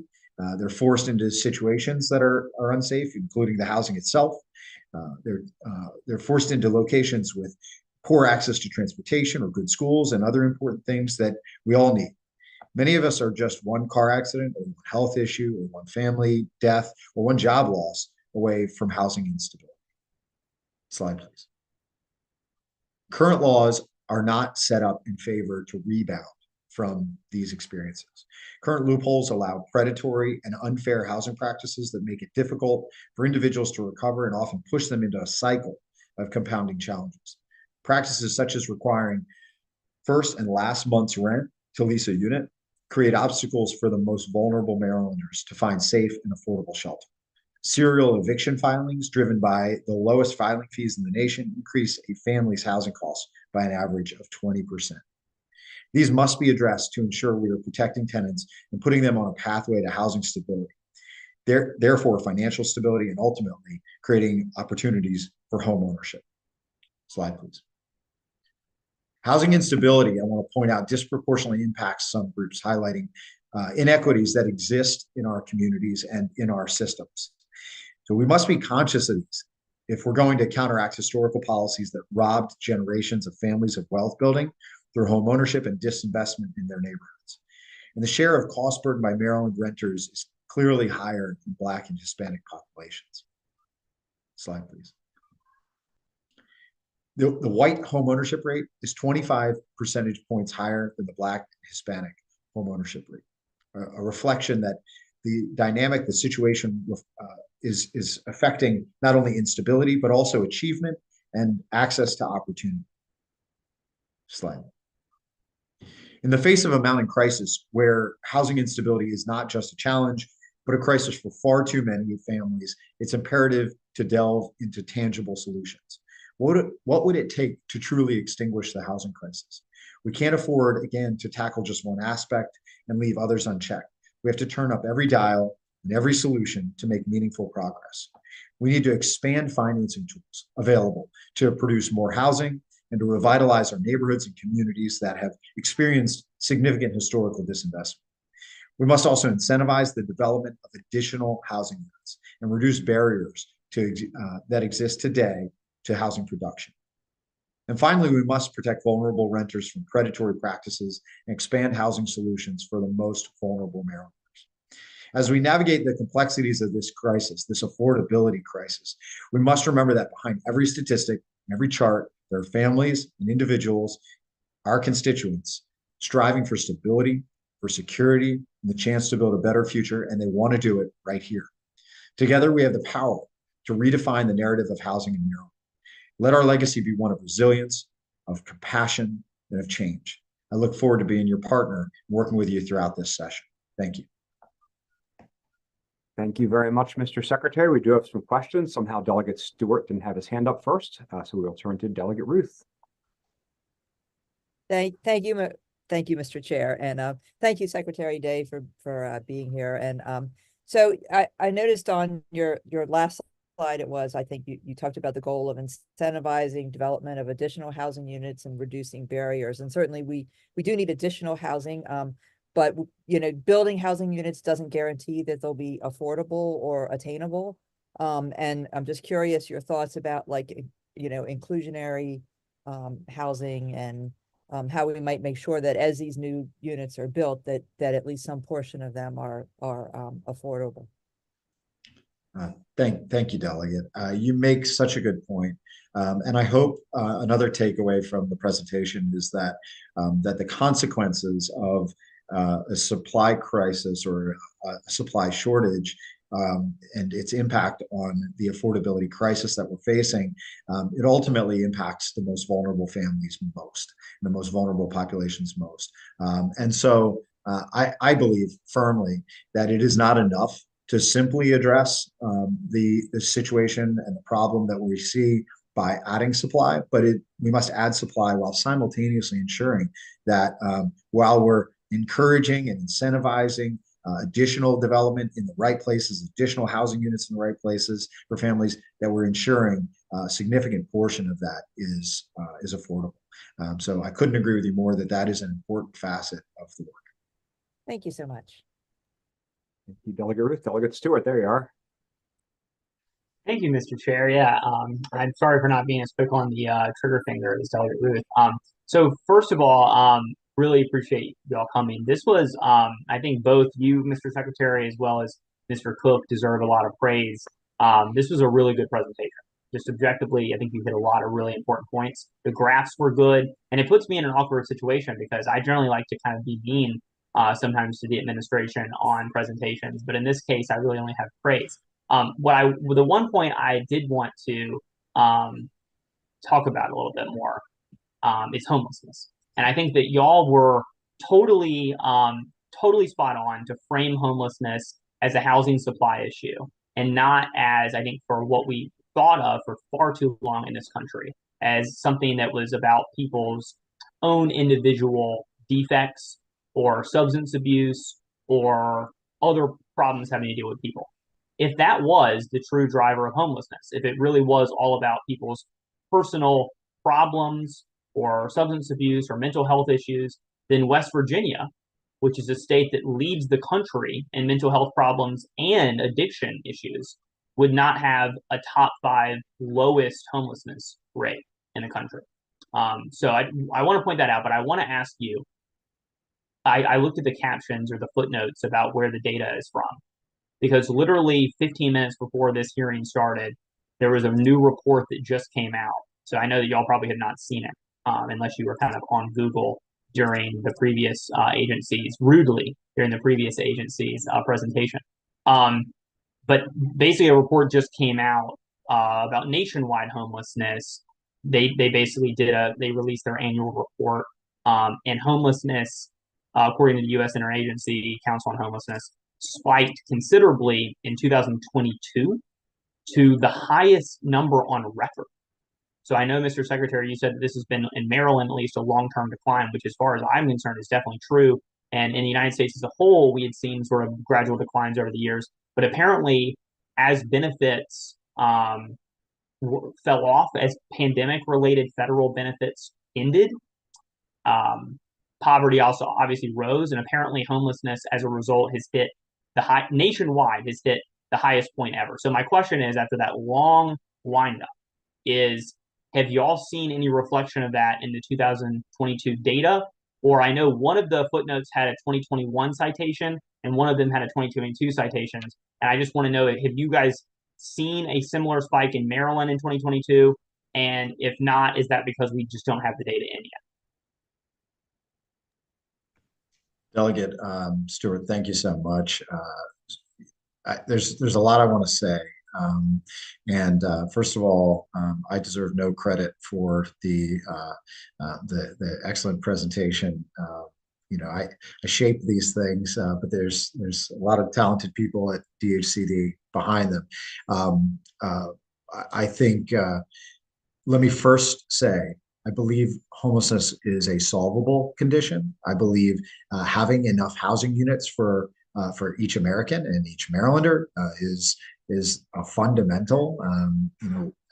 Clearly, if this were a game of musical chairs and there were constantly short chairs when people go to sit down or lay their head under shelter at night, and there aren't enough beds and there aren't enough roofs, people are going to be homeless. The condition is one that is related to systems and choices. I also want to point out that with respect to choices, every policy solution is about choice, right? The policy solution of enabling people to stay in their home through the pandemic, which was done through both measures that prevented eviction and also through cash assistance, had profound effects, positive effects on homelessness. But they were temporary, they were fleeting. And whether or not we can afford or even consider expanding, continuing as a nation, as a state, that sort of solution moving forward is frankly, a decision that is belongs to the General Assembly, to Congress, and not to me. But what I can say is that if that is not the sustainable solution or the affordable solution, I think we can still have a meaningful impact. And we can still have a meaningful impact by ensuring that it is easier to stay in one's home when there are a multitude of factors shaping someone's ability to pay their rent, or whether or not their landlord wants to remove them from their home. I think it is worth discussing other ways to protect those vulnerable populations. So that's number one. Number two, I think there's a lot that we can do in terms of Maryland and how we structure our response to homelessness. We've just begun some changes. We just held the first meeting of the Interagency Council on Homelessness. I'm the new chair of that body. We held our first meeting just a couple of weeks ago in Sojourner Place at Oliver in Baltimore City, which is a building that integrates permanent supportive housing financed by the state of Maryland and in partnership with Healthcare for the Homeless and Episcopal Housing Corporation. Really fantastic project. We need to produce more permanent supportive housing units as a state. There are states that are doing it, that are models for it. And in order to align our resources and better point our focus at, again, permanently housing people experiencing chronic homelessness, we have restructured part of the department. Last week, an announcement was made. We will have a new division of homeless solutions with an assistant secretary level leader, assistant secretary of homeless solutions, which is a change and a restructuring of our organization. It's an alignment of a variety of disparate programs into one. And that job announcement is out. We're hiring for that position now. And lastly, let me speak to the data, Mr. Delegate. On the data, we didn't include, but I can tell you that the 2023 point in time count results, which will be public soon, show a market increase once again in homelessness in Maryland. And if you look at the chart, there's sort of a dip in 2021 and 2022, and we shouldn't believe that. We shouldn't believe that, not because those weren't the people who were counted at the time, but counting efforts were down. In addition to the emergency rental assistance that I referenced and the eviction prevention protections that were in place that I referenced. So we shouldn't even imagine that we're in a situation where it's worsening. It's bad, and it's not getting better. And I believe we have a responsibility to align the resources that we've got, hence our internal restructuring, as well as to devise new policy solutions to work to solve homelessness in Maryland. Thank you. Very helpful. Thank you, Delegate Stewart. Delegate Long. Thank you, Mr. Chair, and thank you, Mr. Secretary, for being with us today. Under your solutions tab, you mentioned about reducing barriers that exist to housing production. So I wanted to ask you, I guess, a twofold question. What do you think some of the greatest barriers are that do exist in housing production? And then what would you say to those of us that represent jurisdictions that, for whatever reason, either they don't want to see the production of any more affordable housing units, for whatever reason, they may have a misconception of the individuals that it may attract or bring, or even mixed income housing, and then just in general, single family homes or townhomes in general. What would you say would be a great solution for those areas, whether rural or urban, more densely populated, that there's a push on the local level, local government level, to stop production? Delegate Long, great questions. Thank you for that.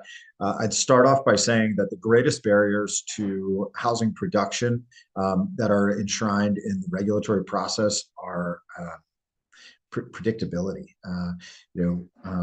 What we find is that time, predictability, actual costs of fees and things like that are all contributory to reducing development, housing production, addressing the affordability crisis, addressing the supply crisis, and ultimately holding Maryland's economic growth back. I think we've got to point out that, and I know that there was there was a report that the comptroller shared earlier today or yesterday about the state of Maryland's economy. Another scary indicator of the stagnation that we have seen in the state. And in significant part, we can look at our inability to develop things at a pace that responds to the natural drivers of growth here in the state, and to provide the labor force that an economy that can grow, that has the institutions, the natural drivers, the geographic drivers to be able to grow. We have artificially constrained that growth. So to your second question, well, let me get more specific before I get to your second question. So there are a couple of categories. One, sure, there are regulatory elements in whether it's restrictions on density, on use that are part of zoning that play a role in limiting what can be built. If we zoom out for a moment and look across America, that's many of those structures are changing rapidly and in pretty severe ways in some jurisdictions. I think that's a facet of the restriction on production. I also think predictability is really what is really key. So timing, the ability to understand process, to understand that popularity contest ought to be no American's view on what they do with their land. It's not a popularity contest. What I build on a piece of property I own. Rather, it ought to be there ought to be clear law, and there ought to be, as a result of that, clear set of expectations on a developer, on someone who's going to be building housing. And then, there are permitting processes, both transparency around those processes and how long they should take and how many bites at the apple every Board of Zoning Appeals or historic district or city council or county council might get at a particular development project in order to understand, what am I getting into as a developer. So that's permitting is a big one, and that's true at the state and local level. To your second question, I think there are jurisdictions, there are places where it has been difficult to produce affordable housing.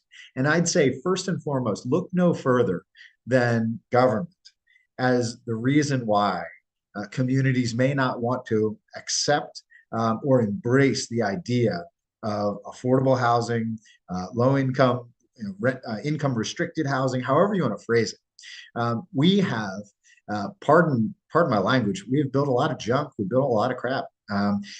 We have built things that are devoid of quality, that don't lend dignity to people's lives. We have got a long history in America of building public housing in particular, and in some cases, privately owned affordable housing that does not, again, integrate well into neighborhoods, doesn't respect quality of place, and also the federal tools that are designed to produce affordable housing are pretty clearly designed not to sufficiently, I think, integrate on socioeconomic, multiple socioeconomic strata. And so in many cases, and this is a reputational thing and a reality thing, in many cases, they further concentrate poverty. And so I think it's our responsibility in these conversations to say that we want to see more deconcentration of any single socioeconomic strata. We want to see mixed income housing and mixed use development and more efficient use of our limited resources, both government resources and land. And the way we get there is by encouraging building in the right places and encouraging and incentivizing both new housing unit production, but also integrated affordability. Those, I believe, are the pathways and the solutions to addressing those concerns of those local elected officials. I also want to point out, as someone who was a local elected official for 10 years, it's hard doing that work. And this is to take nothing away from any of the state representatives here, not you, Delegate Long, or anyone else, but small town commissioner is going to get yelled at the grocery store and over some of these challenges. And there's no doubt that it's critical that we incentivize the right things. So it's no surprise that they may have those opinions and that we've engendered them through the choices of state and federal government in the past, but we can do better. And I think we can produce better communities as a result, not just better affordability, but better communities. Thank you, Delegate Long and Secretary Day. Delegate Terrassa. Oh, thank you, Mr. Chairman, and thank you, Secretary Day. I am thrilled with a lot of what you're saying. I was particularly thrilled with your slide on housing stability and some of the issues of quality, livability, and some of the stuff you've been saying now about the concentration of poverty. Those are such critical issues, and we even, as part of the Commission on Children, Youth, and Families, took a look at the impact that housing stability has on health and on education, the ability to achieve and to have opportunity and to achieve. And those are all things I heard you say. So I really appreciate those. I want to talk a little bit about sort of one of the things that did concern me a little bit, and I think you're so spot on so many of these things, but in the solution, and I don't have it right in front of me, in the solution slide, it spoke a lot more about building more. And I guess my question for you is, how do we make sure while we're doing that, I think Delegate Ruth got to this a little bit, in making sure that those requirements for affordability are in there from the beginning, so that we're not just building housing and hoping that some of it trickles down to those that need it, that we make sure that we're not concentrating poverty as we do it, and that as we make things more predictable for developers and builders, that we're also making sure we keep the restrictions on housing in place that assure that we have quality, healthy housing. So that's probably a big question we could talk offline about, but if there's any of that you could take a stab at, I would really appreciate it. Delegate Terrassa, thank you. Let me just say that I agree. It won't trickle down. It's not that simple. But I think it's important that we remember that what got us into this situation was a decline in production.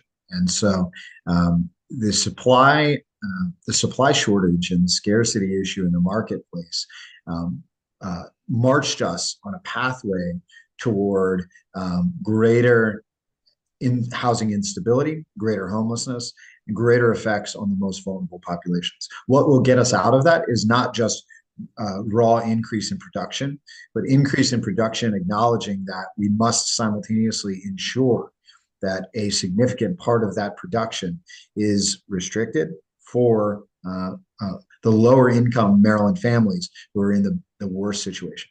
But I also believe, and this goes back to Delegate Stewart's question, I also believe that, let me just say that it takes a long time to build things.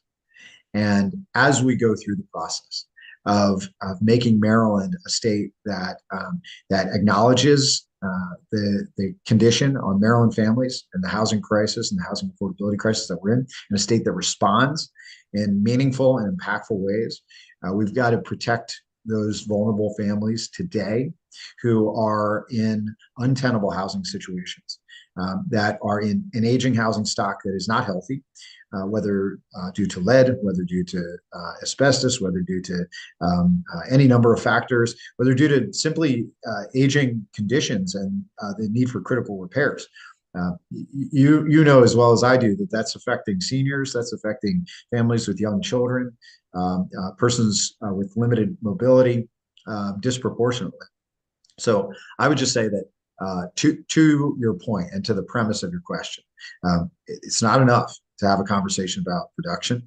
We've got to have a conversation about producing more housing that more Maryland families can afford, and protecting those who are in a bad way because of the last 15 years as a result. Great, thank you. And I just want to also say I appreciate you bringing your local government experience to this. As somebody who was on the county council for 12 years, I do understand that that's a piece of the puzzle that's really important. Thank you. Thank you, Mayor Day. Thank you, Councilwoman Terrassa. Delegate Lehman. Thank you. Can you hear me, Mr. Chairman? We can. Okay, I'm sorry. I'm not able to coordinate my microphone and my video just now. Thank you so much for the conversation, the presentation. So two things. One, first of all, kind of hearkening to your statement about the role of local government. So one of the challenges, it seems to me, with housing, affordable housing, certainly inclusionary zoning, is that much of it, and this is not to create, excuses for the General Assembly, but a lot of it can only really be done at the local level. I wonder if you could comment on a policy we hear about a lot, and to my knowledge is only done locally, which is housing first. I first read about that strategy, I think in Arlington or somewhere in Northern Virginia, where it was a housing first strategy that's been really successful in dealing specifically with people with mental health issues and substance abuse issues and that kind of thing, recognizing they're not going to get better or be compliant with any kind of medication if they're living on the streets. Is that not possible to do anything like that at the state level? Is any state trying to do something like that, or is that exclusively the domain of local government? Delegate Lehman, thank you for that. If I can start off just by saying that you're right, that there is many of the topics that we're talking about today are primarily within the domain of local government. And I think local government will always have that primary shaping role with respect to their built environment. That's, one, not only as a former local elected official, but also as an architect and a planner, my own background, I think, there's a lot of decision making that happens at that level that's granular, and is unique from community to community. There are other issues like what you're getting to, homelessness, where local leadership is immense and critical, but where there is a need for broader state action and broader voice from the state collectively through the General Assembly and the administration in what we do. And so I would point to Vermont, Utah, and even Washington, D.C. As leaders in states and districts, but states we hope one day, right? That are housing first states. Vermont for I think over 20 years, Utah for about as long, DC for at least the last decade, have all been leaders at a essentially state level in housing first policy. And let's remember that housing first is a upfront expensive proposition because it doesn't end with housing. It's not housing only, it's housing first. So it recognizes that it's difficult for people to stabilize. Again, to Delegate Stewart's point, it's difficult for people to stabilize whatever else is going on in their life when they are fighting for the basics, where they're going to lay their head, where they're going to brush their teeth, where they're going to wash their clothes, whether or not they're going to be able to do any of those things. And so a roof and stability, followed by intensive case management, wraparound services. So Salisbury, my city, became a housing first city in 2017. I think the state can adopt those policies. The way in which we would do it would require us to work more aggressively with our partner PHAs, our partner public housing authorities, to ensure that that vouchers, there was a prioritization on voucher wait lists for people experiencing chronic homelessness. That's a conversation, of course, that needs to be had with the General Assembly as well. And I think there are great examples that we can look to across the nation where both federal vouchers, as well as in those cases where there is a state housing voucher program like ours, where there is state action with state vouchers. Thank you, Delegate Lehman. Let's turn to the chair of the Housing and Real Property Subcommittee, Delegate Holmes first. Thank you, Mr. Chair, and good to see you, Secretary Cook, and I'm sorry, Secretary Day and Mr. Cook. I'm sorry. I've been replaced already. Oh, I'm so sorry. I've spoken to both of you so often here recently. I'm so sorry. You know, a lot of discussion we have had thus far today has talked about rental units. And we both know that in a lot of cases, it is more cost effective and less expensive to own than it is to rent, particularly in the climate we're in. You know, I've had rental units in the $3,400 and $400 range, and the cost of purchasing it, the mortgage would have been in the $2,500 range. So what I'm questioning is things like the state owns a lot of land. So do a lot of jurisdictions in the area. Things like land banking. How can we grab the state-owned land and turn the state-owned land, or give the opportunities for municipalities or jurisdictions to turn their land and buildings that they own into affordable housing units to purchase?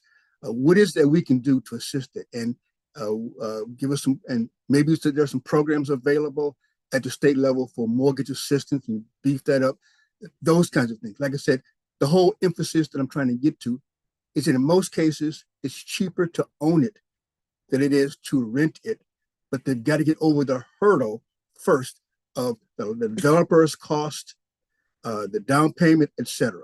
If you can give me some suggestions, I certainly would appreciate it. Secretary Day. Well, look, I knew there was risk in hiring Chuck Cook. I just didn't realize that it would manifest so quickly.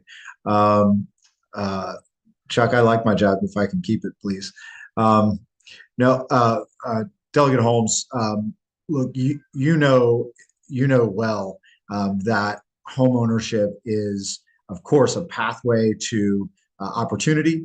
It is something that is a fundamental requirement if we're going to restore wealth to neighborhoods and to families who had that opportunity robbed of them, or robbed of their ancestors.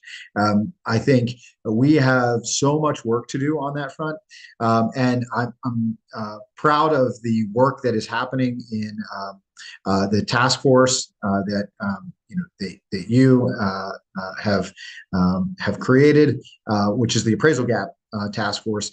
The work that's happening there will continue to influence this administration's response to the appraisal gap legislation. Just last week, we announced the Uplift program, which is the first statewide long-term program designed to address the appraisal gap and home ownership in historically disinvested communities and redline communities. That program builds on the pilot program from announced in 2022, and I am hopeful that upon its release or availability of application in early January, that we're going to see projects spring up around the state. But that's still just a starting point. So this session, we're going to focus as well on asking the General Assembly to consider a couple of things that I think can help address what it means to own a home in this state, and to make resources available to own a home in areas where there's historic disinvestment.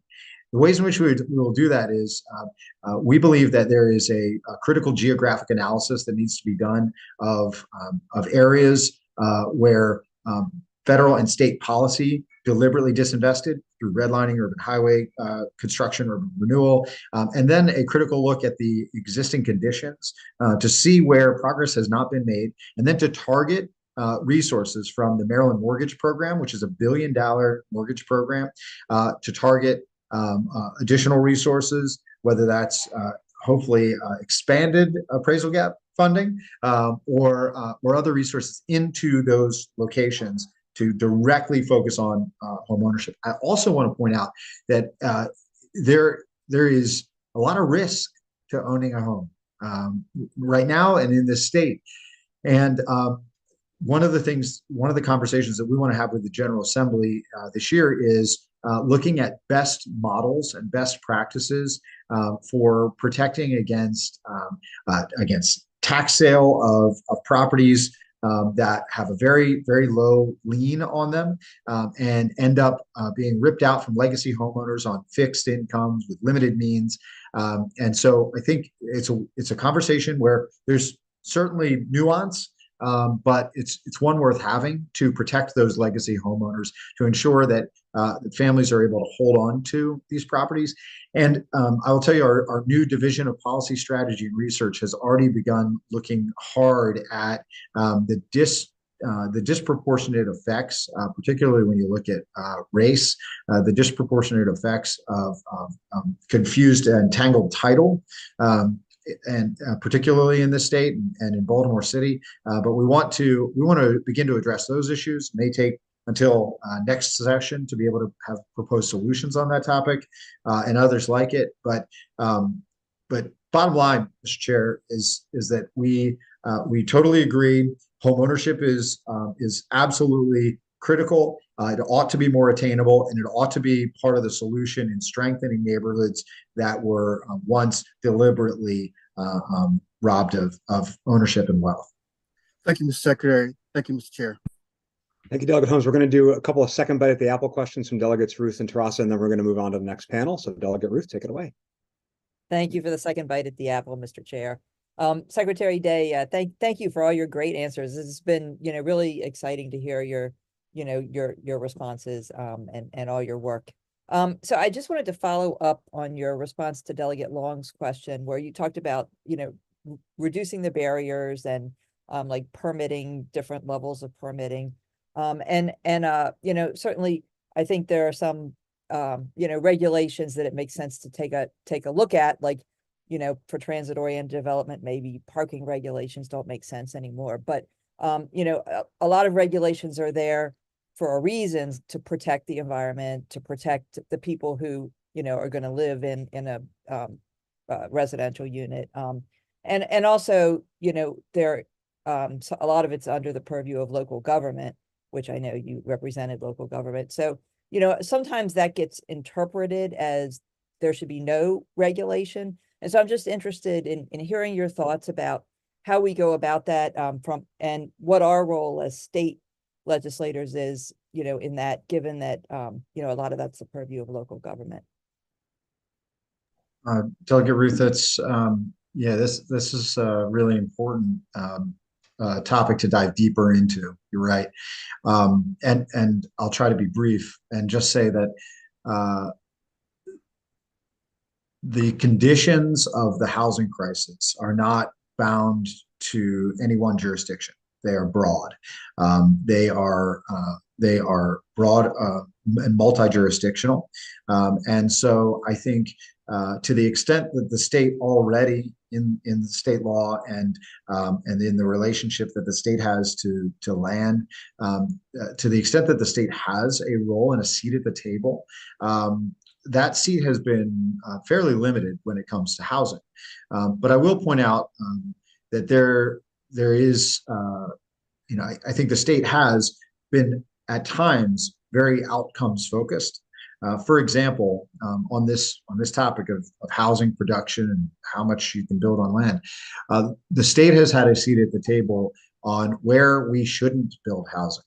Whether it's septics legislation, whether it's the efforts on ag preservation, we have at a state level, and not that there hasn't been greater leadership at times on the local level. There's more aggressive, less aggressive policymaking, and that's fine. But there has been a clear state line in the sand that we have.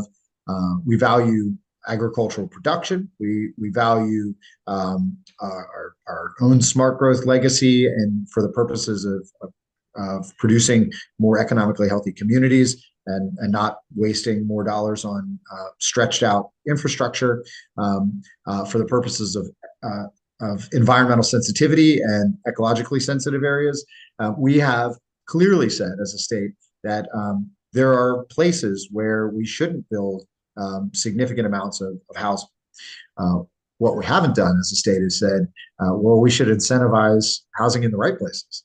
That is not an action that has been taken yet, and I think it's that's an area where having a seat at the table and being part of the conversation is important. There is again. There is no jurisdiction that doesn't have, no local jurisdiction that doesn't have an affordability crisis facing down their families. Every single constituent that each of you has is in a situation that is less comfortable and in some cases dire, more dire than it was pre-pandemic or than it was a decade ago, and it's not getting better. And so I think it's a conversation that must be had, and certainly must be had carefully and in balance of recognizing the important role that local government has. That I don't think should ever change, and it's sacred and it's important. And I don't think that this conversation is at all about reducing that role, but rather incentivizing good to happen in the right places. Right. Thank you. Delegate Ruth. Delegate Terrassa. Thank you, Mr. Chairman, for this second bite of the apple. So really quickly, and I think it's probably worth a longer conversation, which I'm happy to have offline with you, but to bring that to sort of a higher level or a different level, the federal government, you mentioned sort of the role of the federal government in affordable housing and the sort of concentration of poverty. Is that something your department is working on? Is that sort of left to the federal government? Are there ways we can get involved? Is this something we can discuss offline? I know we're short on time on this issue, but I just, that piece of that. And then in terms of the local restrictions, should we be looking at some of the state restrictions we put on growth in terms of what impact those have placed on affordable housing locally?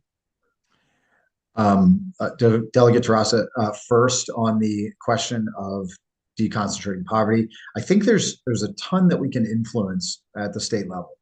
There's a lot of good we can do here, but I would welcome the General Assembly and your voices and your leadership to help us engage the federal delegation and get the Maryland federal delegation to work with us on expanding not only low-income housing tax credits, but the Neighborhood Homes Investment Act, which will enable, to Delegate Holmes' points, which will enable the production of more affordable home ownership opportunities.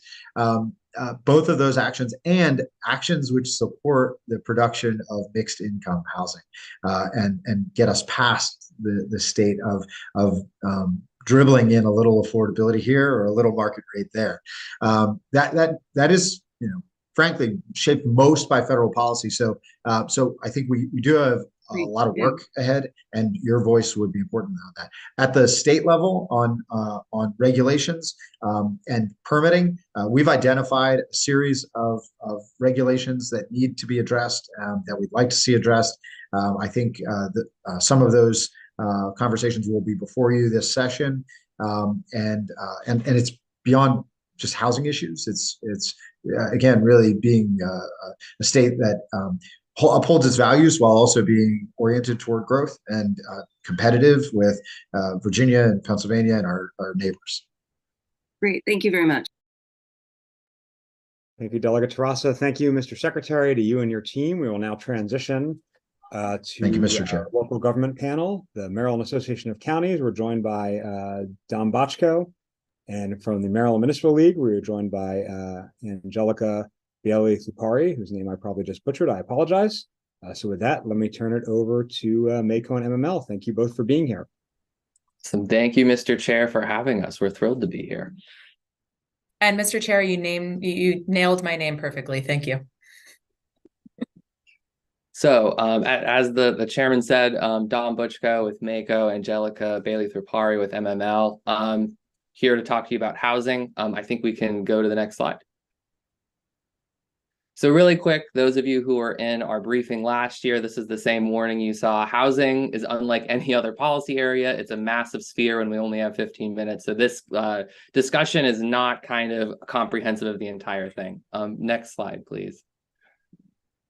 So where do locals fit into housing? So counties and municipalities, we are the closest level of government to the people, and a lot of the decisions in the housing space are made kind of at the local level. Angelica, do you want to add anything to that?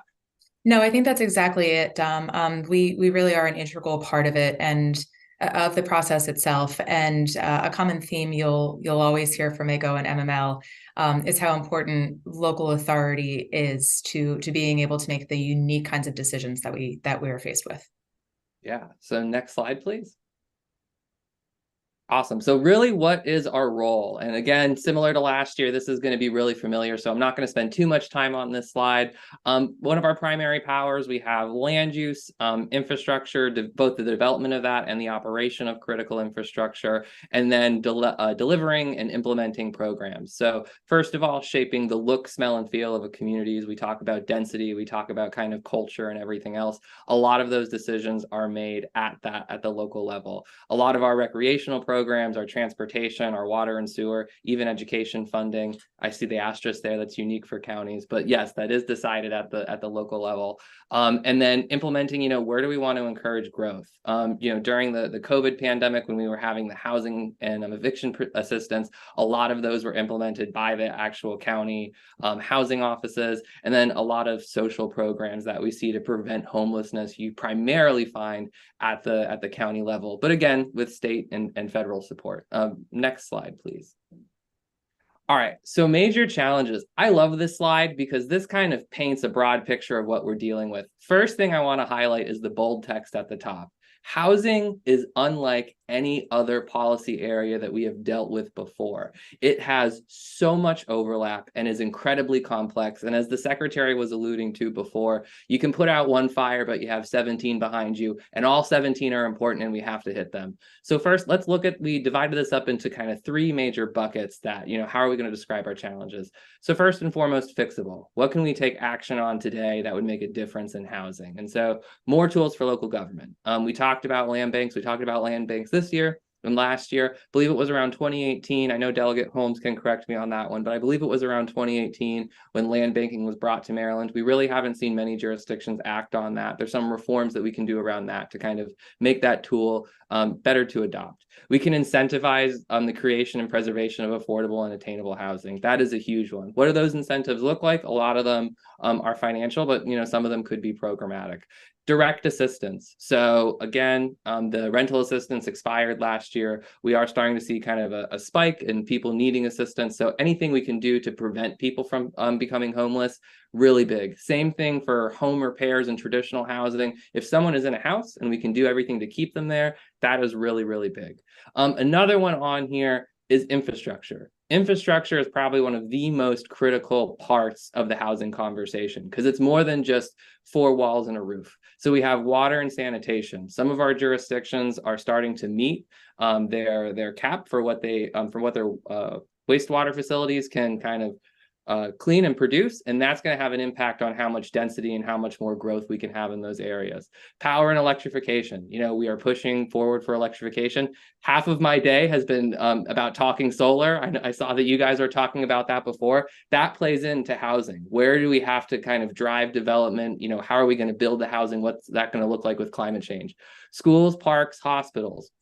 So, no one wants to see school capacity go above a certain point. We all want to make sure that we have green spaces because green spaces have so many health benefits. They have so many economic benefits, et cetera. Same thing for hospital capacity and public transportation. I think this committee knows more than anyone else the benefits of public transportation. Angelica, do you have anything to add before I go to the next bucket?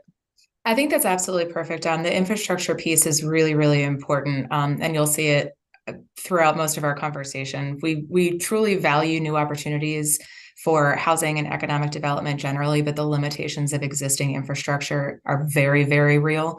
Also on the flexibility point, you've all heard us say it before, state laws that mandate local behavior, even well-intentioned ones, they just often don't work for us.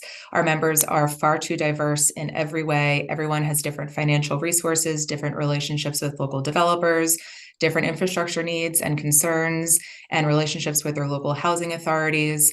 So that's partnering with the state and federal governments in a way that allows locals to maintain flexibility is really, really important.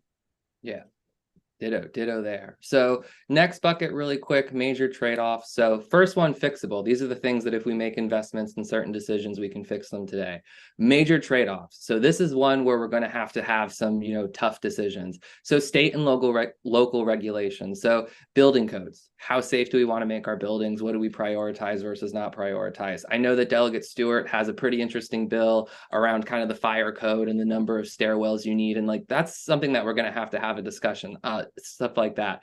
Fire suppression. We know that fire suppression systems, a few years ago, there was a new requirement that every new house had to have sprinklers. Well, that also added significant cost to the development of housing now. I think it was like $30,000 or $40,000 a unit, give or take.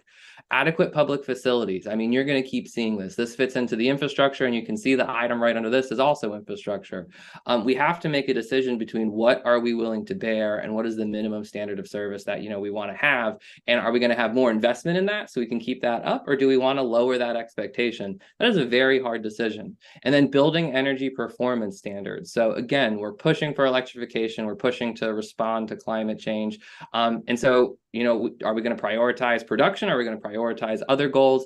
We're going to constantly have to find balance, and it's not something that's easy. The final bucket here, and this is probably the biggest one that, state, local, federal level, we all have to contend with, realities with no easy solution. So there's just broader economic forces. Again, as the secretary was saying, this is not something that's happening only in Maryland. It's happening nationwide. So the national, the state, and the local economy, that's going to play a really big role in this. The real estate market. Real estate is intensely local. That's going to be massive. Interest rates. No matter what we do, we still don't control the federal interest rate. I want to say right now, mortgages roughly above 7%, which is just kind of unheard of over the past decade or so. And so anyone who wants to enter the housing market now, I mean, that is just going to be really big. A big one on here that I have is labor. So federal policy around immigration has seen the workforce that we've traditionally had for housing production drop dramatically. And that has increased the cost of housing and lower production. That's one big thing that we don't hear talked about a lot. Again, primarily a federal policy, but if we don't have the workers, which is a conversation we're used to having, we're not going to see the production. Supply chain, I think everyone on this call is familiar with that. Cost of materials, we're all familiar with that. Again, environmental factors, limited quality of land, balancing preservation versus development. This is a common kind of balance that we see. Again, with solar, we see that a lot. We see that in a lot of areas. And public engagement. What is the right level of public engagement for what process? This is a conversation that MACO and MML have been having with a number of stakeholders over the past few months. And are there certain scenarios where maybe we can expedite a process or make some changes? So, Angelica, any thoughts? No, I really want to emphasize that last piece about meaningful public engagement. Obviously, we value public participation, but as we all know, there is this movement of maybe a small but very vocal minority of constituents who have learned how to intentionally block new projects, which is incredibly challenging for local leaders to navigate, ensuring that their residents are heard and meaningfully but appropriately involved in the planning process versus, balancing that with the immediacy of our statewide housing shortage. Yeah. Next slide, please. All right, so local government action and success. So do not worry, your counties and municipalities are on it. We have solutions. So first and foremost, some of these are going to be familiar. I don't want to go through all of them. Prince George's, they have a phenomenal right of first refusal program. We're seeing other jurisdictions looking at copying it. I'm going to talk about the county ones. Angelica, you can do the municipal. Queen Anne's County, the moderately priced dwelling unit program, or MPDU, they're able to get money directed into their housing fund so that they can, help subsidize, help kind of keep people in their homes. Really great program. Baltimore County, early last year, unveiled unveiled a historic package on housing, $16 million into their housing opportunities fund. They developed a process to define and address vacancy in blighted structures. They expanded ADU use. And my favorite one, Baltimore City, earlier this week announced a really ambitious and awesome program.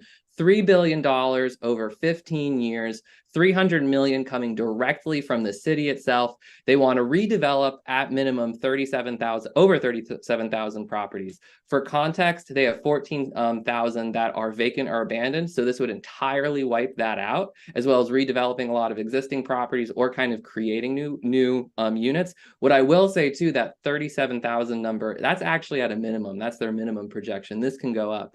For context, and we heard the secretary say, he said 96,000. It's a number that keeps moving, but 96, 92, we know it's in the 90s, how many units we need. I mean, if we can get almost a third to half of that in Baltimore City alone, that would be phenomenal. Yeah, absolutely. Yep, we're very excited about that Baltimore City program. MML and MACO have both been in talks with the city. It's ambitious, it's exciting, it's innovative, and those are exactly the kinds of solutions that we need. Very similar to what you heard us talk about last year with the City of Salisbury's Heroes Home initiative. They waived some city mandated development fees and taxes for residential development if the developers would pay a small flat fee and focused on subsidized housing and agreed to meet certain timeframe requirements. And the program also included funding for homelessness programs, and that generated 8,800 new units, both multifamily and single family. This past year, the city of Thurmont has looked at something called residential clustering, where they've allowed single family houses to be grouped together on smaller lots. You can't increase the number of houses, but if you reduce the lot size, then not only can you get more houses, but you also have more open space, which is very exciting. And Grantsville in Western Maryland, we just learned about this a couple months ago. There's a public-private partnership that generated 120 new units and even secured some new businesses in the state. So there are some exciting and innovative things happening on the local level. Yeah, and so just like you, local jurisdictions are hearing about how important housing is, and they are taking action. They have been, they continue to. This is probably the preeminent issue that we hear when we talk to our members. So next slide, please. All right, and this is probably the most exciting slide of the entire presentation. So drum roll. MACO has adopted as one of our top 4 legislative initiatives for this year, addressing affordable housing. And so I want to give a quick shout out to Delegate Stewart, who is going to be our House sponsor for this awesome legislation. So we're looking at targeting 3 things. So first and foremost, a vacancy and speculation tax. So what do we know? We know when units are artificially kept off the market, when they start to degrade and they start to become blighted, that has a broader impact on the community. Now, we've seen jurisdictions like Washington, D.C. and a couple others across the nation, develop vacancy and speculation taxes, where if you kind of see someone's not holding a certain standard, or again, they're artificially removing a unit from the market, you can kind of target them to encourage them to put that unit back on the market. Because again, we're playing a units game. LLC transparency. So this is an awesome line item here. So what we are seeing statewide is that right now LLCs, you can buy a building, for whatever reason you move to Florida, you no longer keep the building up, it starts to degrade, or there starts to be health and safety issues. Local jurisdictions have a very difficult time right now finding the owner of that structure. They don't have to maintain their accurate contact information. So we're just asking for SSTAT to start recording every year some point of contact for an LLC or other business entity. So, if you own a property, have some representative. We are not trying to piece the veil of LLCs. There's a reason that we have them, but we just need to get in contact with someone should there be any issue, should the property start to fall apart, etc. And then finally, regulatory authority over short-term rentals. So this is one where if you live in one of the big 8 jurisdictions, this is not that big of a deal. It's not going to impact you guys because most of those jurisdictions are already authorized to regulate short-term rentals, but this is not true statewide. Short-term rentals, so these are Airbnbs, VRBOs, they're a double-edged sword. In some jurisdictions, they are a phenomenal economic unlock. In other jurisdictions, we see them kind of hoovering up the affordable housing supply. So this is just a tool that for jurisdictions that don't already have the authorization, and again, most of you probably live in one that does, you can go in, you can just have some regulatory requirements, some licensure requirements, and try to get a better handle on the situation. So, but again, it's authorizing. The vacancy tax is also authorizing. So neither of those are going to be ones that a jurisdiction has to enact. They just have the option to. Next slide, please. All right, and that's all. So thank you very much for your time. I'm thrilled to be back in front of ENT. Great. Yeah, Thank you, Kyle. Oh, sorry, Angelica. Not at all. Just saying thank you. We're totally open to questions. Great. Thank you, colleagues. Any questions for this panel? I do not see any, but I know when those bills are before us, there will be plenty. So we look forward to that. And with that, we will transition to our next panel, which is sort of rental housing advocates, Renters United Maryland. Matt Hill, lead attorney of the Human Right to Housing Project for the Public Justice Center. Zafar Shah, assistant advocacy director for the Tenants Right to Counsel Project, Maryland Legal Aid. And Ninfa Amador Hernandez, research and policy analyst with CASA. Let me turn it over to our panel. Thanks for being here. Good afternoon, Chair and members of the committee. Pleasure to be before you today. Alrighty, so I'll get us started if we go to the next slide, please. Thank you. So my name is Ninfa. As the chair said, I'm with CASA. And CASA is the largest immigrant services and advocacy organization in the Mid-Atlantic. And we play a part of the RUM, Renters United Maryland, Steering Committee. So RUM was established in 2017, and we are a coalition of independent, nonprofit, legal services, and community-based organizations. We talk with people from lawyers to directly impacted tenants. And we seek to use sustained, intentional collaboration among our partner orgs to set forth near and long-term goals, such as state legislative priorities that will advance the rights of tenants to safe, affordable, and sustainable housing. Our coalition stands on the principle that housing is a human right and that housing is critical to an individual's quality of life, the health of families, and the prosperity of our communities. The way we are structured in the coalition is to be accountable to Maryland renters.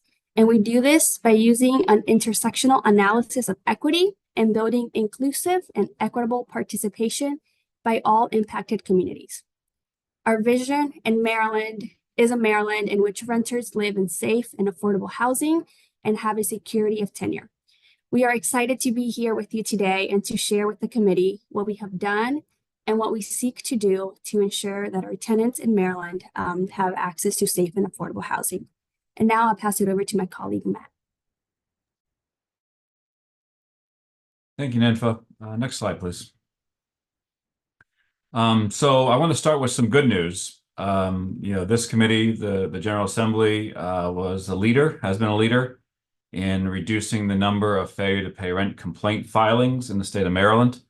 Maryland has the highest filing rate in the nation, and because of the actions of the General Assembly, that is on pace to decline. You passed a 10-day pre-filing notice in 2021, so before a landlord can file a failure to pay rent complaint, they first have to give a 10-day notice. This reduces frivolous filings. You've also funded the Access to Counsel and Evictions program at $14 million a year, another solution that is shown to reduce failure to pay rent complaint filings.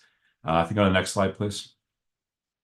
And there you can see some of the data. A very precipitous drop in the middle of the pandemic, but has not risen back to the pre-pandemic levels. Essentially a 39% drop in failure to pay rent filings since 2019. This is important because complaint filings do affect tenants' rental histories and make it very difficult for them to find new apartments. So this is good news, and I always think it's nice to start with some good news since what you hear all the time is nothing but bad news. But now I have to turn to bad news. So next slide, please. While complaint filings are down, unfortunately, evictions have risen back to pre-pandemic levels, actually exceeding pre-pandemic levels in the first 9 months of 2023 compared to the first 9 months of 2019. In between, of course, is the pandemic, in which we had significant emergency rental assistance, eviction protections in place, and that did have a significant impact. But evictions are back, and if you go to the next slide, a lot of the reasons why have already been discussed. Secretary discussed some of this. I won't repeat it too much, but ultimately, families are just closer to the edge than ever. They're closer to the edge because of rent inflation. They're closer to the edge because we've cut SNAP benefits. We've cut the child tax credit. They're closer to the edge because we live in a very unstable economy for lower income working class folks. Encourage you, I think just 2 days ago was a big article in the New York Times, record rent burdens batter low income life. And it really details those how that affects real families, which we're going to do in Maryland, show you a slide in just a second. But I want to emphasize here that we totally agree with the Secretary that housing supply is a major part of the long-term solution. And I'm so glad to hear other members of the committee and the Secretary too talking about housing stability, because right now, without any sort of eviction prevention funds and some of the other protections that we're going to be talking about during the General Assembly session, we don't have that adequate social safety net. And so one unexpected, one of my clients lost their car got stolen, right? They're victims of this increasing car theft phenomenon. It made them lose work for 2 months. That's the kind of thing when you're that close to the edge, it pushes you over. And that's what we're talking about with evictions right now. Next slide, please. A good example, this is Miss April Taylor, client of Legal Aids out in Baltimore County.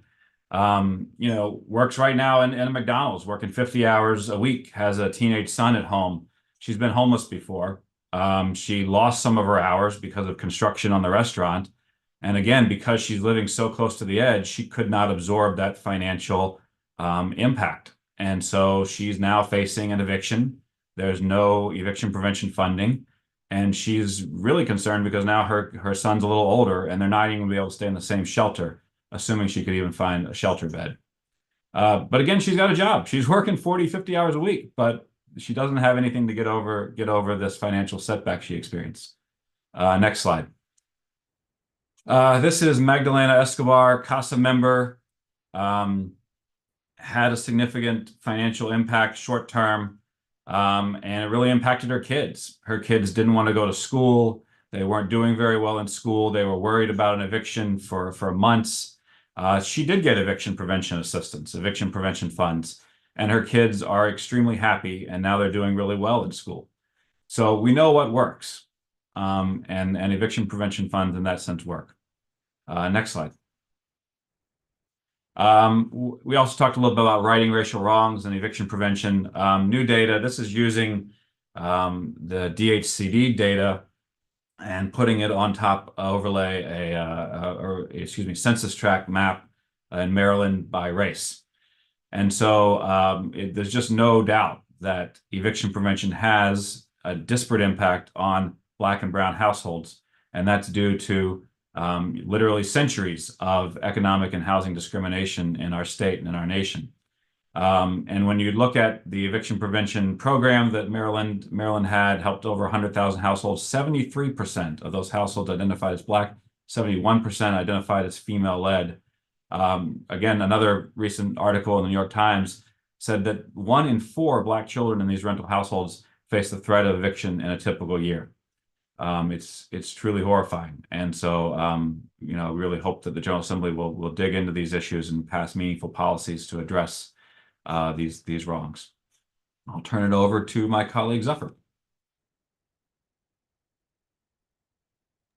Thank you. So I'm going to talk about 2 other drivers of housing instability impacting low-income renters in Maryland. One is our no fault or no cause lease non-renewal policy in the state, and the other is substandard housing conditions. So starting with non-renewals, it's hard to know what the number of lease non-renewals or the prevalence of lease non-renewals is in the state, but we do know how many court cases result from those non-renewals. Those are tenant holding over cases. Tenant holding over is eviction type, different from non-payment of rent and evictions, which Matt just talked about. Basically, a landlord goes to court showing that they non-renewed a lease, there was sufficient notice, which is typically 60 days to terminate the tenancy. And if they're required to have a rental license, they show that they have a valid rental license.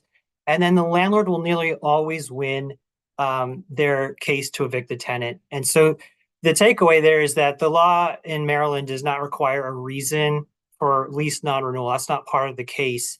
It's not a defense for a tenant to say, they didn't precipitate anything. It caused the decision to not renew the lease. After judgment, there's not a right of redemption to keep possession. So on balance, the situation is that tenants are held in the wrong, not having done anything wrong. There's just the decision to let the lease expire, and they have to leave regardless of circumstances.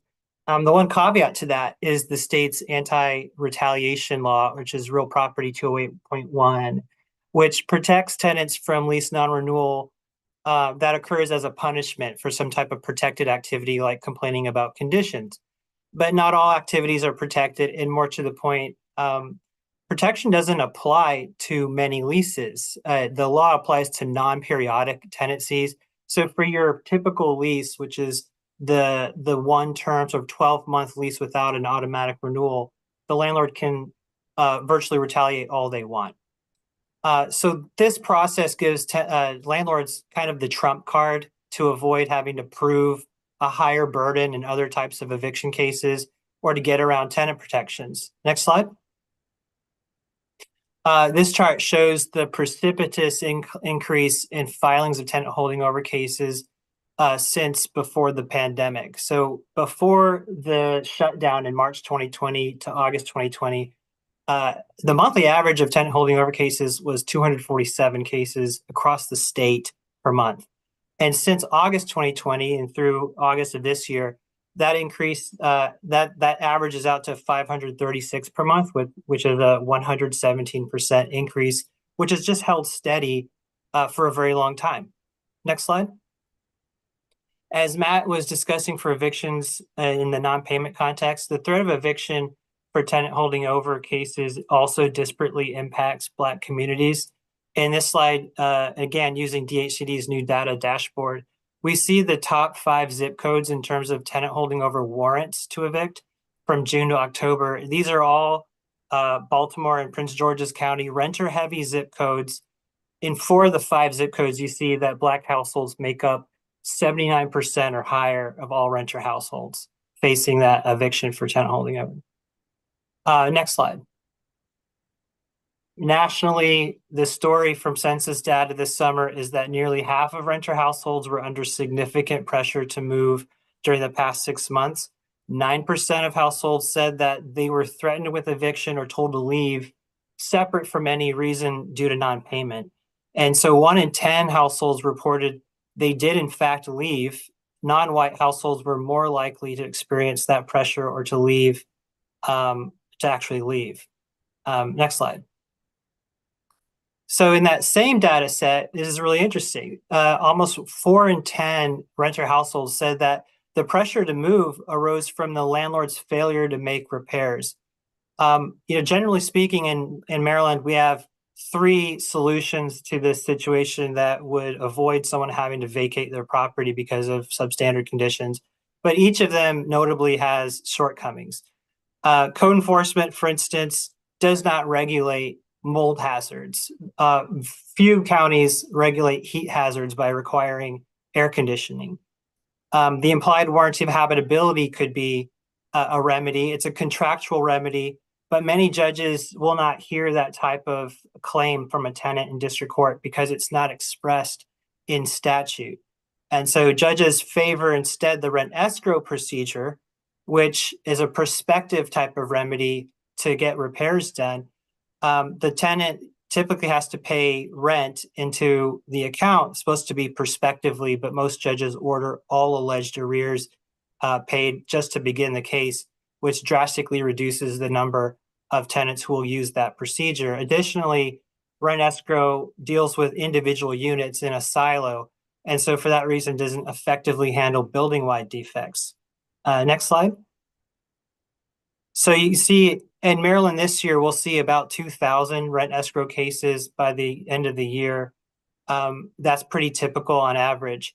And you see that we know from the American Housing Survey how many moderately inadequate and severely inadequate rental units there are in Maryland. There's tens of thousands. And yet you can see, but when we only have a few thousand rent escrow cases, there's just a dramatic underutilization of that favored enforcement mechanism, which is rent escrow. compared to the high estimated need for serious repairs. I'll turn it over to my colleague Ninfa to talk about solutions. Thank you, Zephyr. So as I mentioned at the beginning of our presentation, we are made up of primarily renters, and we focus on renters. And then we work with other partners across Maryland to ensure that we find solutions to the problems that our renter families are seeing. So in August of this year, Renters United Maryland hosted a Tenants Justice Summit where over 90 people participated, mostly in person, with a few online. In attendance were renters, directly impacted individuals, community organizers, legal experts, and advocates representing at least 1/3 of the state's jurisdiction, from southern Prince George's up and over to the Eastern Shore. In small groups and in large groups, we talked about the challenges that the renters were facing and possible solutions to them. And what we came up with was with the 2024 housing package, Tenants Justice Housing Package. And this includes legislation to ensure that individuals are not unfairly, arbitrarily, or unjustly evicted from their homes with no reason. Currently in Maryland, landlords do not have to have a specified reason for trying to evict an individual or for not renewing a lease. And we look forward to working with the General Assembly to ensure that localities can craft laws to better protect tenants. As we heard from MACO and MML, localities are best suited to crafting legislation to better protect tenants. So we hope that the General Assembly will work forward on ensuring that discrimination and discriminatory or arbitrary evictions are no longer something that our tenants have to face. More and more CASA members and members of clients of PJC and other organizations that we work with have seen this become an issue because they are organizing and they are speaking up for their rights when it comes to housing conditions or when it comes to relationships with property management. And we have seen that through this, a retaliatory measure that landlords have taken are to evict individuals without a reason. Another topic of conversation and priority for renters is ensuring safety from severe conditions of disrepair that threaten life and safety. As Zephyr mentioned just before, many individuals choose to leave their homes because of the conditions that they're living in. And this is because they were not able to find remedies to that.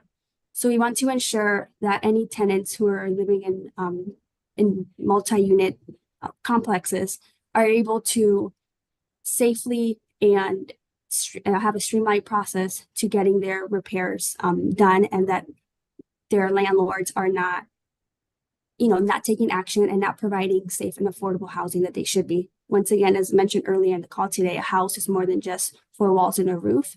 We want to ensure that the individuals living in their homes live free from pests, live free from mold, and are living in a place that you and I would, want to live in. Additionally, as my colleague Matt mentioned, many individuals are facing eviction because they are behind on rent. We saw on the slides that Secretary Day showed up that the majority of renter households are Black and Latino families, and many of them are immigrant families as well. Many of these families are already working very low wages, and with everything that's piled up, many of them are behind on rent. CASA member Magdalena Escobar's story is a light that we see that eviction prevention funding and that other measures taken by the General Assembly can truly help families get over a hump and stay housed. We know that facing an eviction is a very violent and very uprooting experience, and many of the families that are experiencing these are already families of color, low-income individuals, the families that are most vulnerable. Lastly, even when an individual or a family is evicted, currently they have no access to reclaim their property. My colleague Matt had a client who was unfairly evicted, who was unlawfully evicted, and had all of her properties thrown out to the curb. And even though the eviction was unfair and it was later ruled that it was illegal, all her property was already out on the curb. So we want to ensure that even when, and hopefully never, but if a family is evicted, that they have a chance to recover their personal possessions post-eviction within a reasonable time period. These are all sources of solutions that we are working on with many of you in the committee as well. And we hope that once the time comes for the bill hearings, we'll be able to share more of these stories. And we look forward to working with the General Assembly to advancing tenants' rights and housing justice in Maryland. Thank you.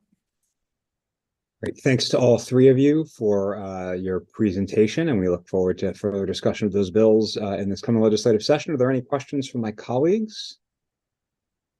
Okay, I do not see any questions for this panel, so thank you again for being with us. And colleagues, we'll now turn to our final panel of our long afternoon here, the Maryland Multi-Housing Association. We're joined by Aaron Greenfield, the Director of Government Affairs, who I think might actually have a different title now for the organization, and Grayson Wiggins, who represents them as well. Mr. Greenfield, the floor is yours. Thank you, Mr. Chairman, Madam Vice Chair, and members of the committee. Really appreciate the opportunity to come before you and talk a little bit about housing and housing as we view it, especially with the upcoming session. Next slide. So we're going to talk about these topics, Grayson and I, and we'll run through them. State of rental housing in Maryland, the dollar of rent, some of the pressures on the industry with the building energy performance standards and sprinkler retrofits. We'll talk about just cause eviction, rent court data, and legislation that we will be advancing this session. Next slide, please. So as this slide lays out, from an economic standpoint, there are approximately 869,000 apartment residents in the state of Maryland, and they contribute about $61 billion to the local economy, a good portion of that in taxes and in job creation. There are approximately 452,000 apartment homes, which also contribute significantly to the local economy. And a common theme that you'll hear from us as well is new housing is needed. There's no question about that. We've heard it from Secretary Day. We've heard it from others. There is a lack of housing, and there's a lack of affordable housing, which we will also touch on a little bit in the presentation. Next slide. So housing providers rely on rent as a sole income stream to fund the operations of the property, which includes mortgage payments, payroll, taxes, insurance, and capital expenditures. The National Apartment Association commissioned a study looking at Freddie Mac loans, and this is really the breakdown of a dollar of rent in the state of Maryland. 9 cents of every dollar goes to cover payroll. 10 cents of every dollar goes for property taxes, which, as you know, funds schools and emergency services and the like. 27 cents cover operating expenses, which include utilities, insurance, and ongoing maintenance. And of course, insurance costs have gone up fairly significantly universally, but particularly in our industry. 2 cents of every dollar goes for future upgrades and repairs. 47 cents goes to the mortgage, and about 5 cents of every dollar is seen as profit. It is important to, again, note we have seen rapid rises in inflation and insurance costs, which impact our underlying business. Next slide. So Secretary McElwain and her staff gave a really great presentation earlier in the briefing. I just want to circle back to this issue of BEPS and really talk about how this is placing some pressure on our industry. We want to be part of the solution, but it is very, very impactful in terms of what we need to do. As you know, BEPS will require our buildings that are at least 35,000 square feet or larger to reduce direct greenhouse gas emissions by 20% by 2030 and reach a net zero direct emissions by 2040. This will require multifamily apartments and condominiums, expensive, disruptive renovations to replace in-unit gas stoves, hot water heaters, furnaces, and boilers. Next slide. We'll get a little bit into the costs per unit of what what the BEPS requirements will lead to. So a garden unit is about $20,000 to $22,000, and that assumes a conversion from a gas furnace to a heat pump, gas water heater to electric, panel upgrades, and an allowance for restoration, modifications to walls and ductwork. High-rise unit is around $25,000 per unit. and there could be other costs. Neither of these numbers contemplate resident relocation during the conversion or accommodations for occupied installations. I would mention to you that some jurisdictions, as you know, have rent control. Some are considering rent control. That certainly impacts our ability to pass these costs on to the tenant and makes it very difficult for us to pick what renovations we're going to do next, whether it's a roof or whether it concerns windows. We have a BEPS requirement that we must meet. Next slide, please. A little foreshadowing. I know the chairman's been very involved in this. Last year, a bill was introduced but was not heard in your committee due to the late file, and that dealt with requiring each high-rise building to be protected by a complete automatic sprinkler system by January 1 of 2033. There's a lot of nuance and a lot of detail in the Fire Commission's actions, but wanted to mention a report that was commissioned by AOBA from Jensen Hughes, which looked at the fire trend data and looked at alternatives to fire sprinklers. And basically that report found that there were that the fire trend data doesn't specifically support the Fire Commission's previous declaration of what we term as an inimical hazard in mass for high-rise buildings. There's no clearly identifiable high-rise fire deaths other than the tragic one that did happen in Silver Spring in February of 2023. And most of these high-rise fires really begin in the kitchen. And so you're going to see legislation this session that deals with this issue. And again, a little foreshadowing. Want to talk a little bit on the next slide about what that means should a bill like this pass. And again, I connect it back to housing affordability. We all want affordable housing, but it makes it very difficult when you have BEPS and when you have these sprinkler retrofits to provide this kind of affordable housing. So here you have a very simple table that lays forth what the costs would look like per square foot for a sprinkler retrofit based upon last year's legislation, which, as we know, may not end up passing or may not end up passing in that form. If you turn to the next slide, it gets into a little more detail based on estimates we've run. A property in Chevy Chase, you're looking at about $4 million for 310 units. That's a cost of about $12,850 per unit and would require a 5% increase. I would also note Chevy Chase is in Montgomery County where they do have rent control. They do allow for a certain surcharge, but this will make things very, very expensive. Similarly, based on a 2018 condominium quote, they're looking at a total cost of a little over $4,800,000 for 292 units, and that's $16,479 per unit without accounting for recent inflation, which has risen fairly significantly. So lastly, for me, want to talk a little bit about just cause eviction, which we know this committee has dealt with over the years and will see again. Most certainly, it eliminates the right to serve a non-renewal notice at the end of a lease term and requires the owner to have to show cause really for the eviction and receive a court order to terminate a lease. This kind of just cause is often reliant on testimony from other residents, and it can lead to hostile relationships between residents and property owners. We have grave concerns about this kind of policy. We think it restricts the rights of property owners, provides a life tenancy to residents, effectively granting them a property interest. It makes problem residents harder to remove, and it could very well result, as I think it does in Washington, D.C., with additional actions in court. And so with that, I'll turn it over to Mr. Wiggins to cover some rent court data and some legislation. Good afternoon, Mr. Chair, members of the committee. Grayson Wiggins. It's good to see everybody. And I realize I am the last person to speak on a Friday afternoon, so I'll be quick.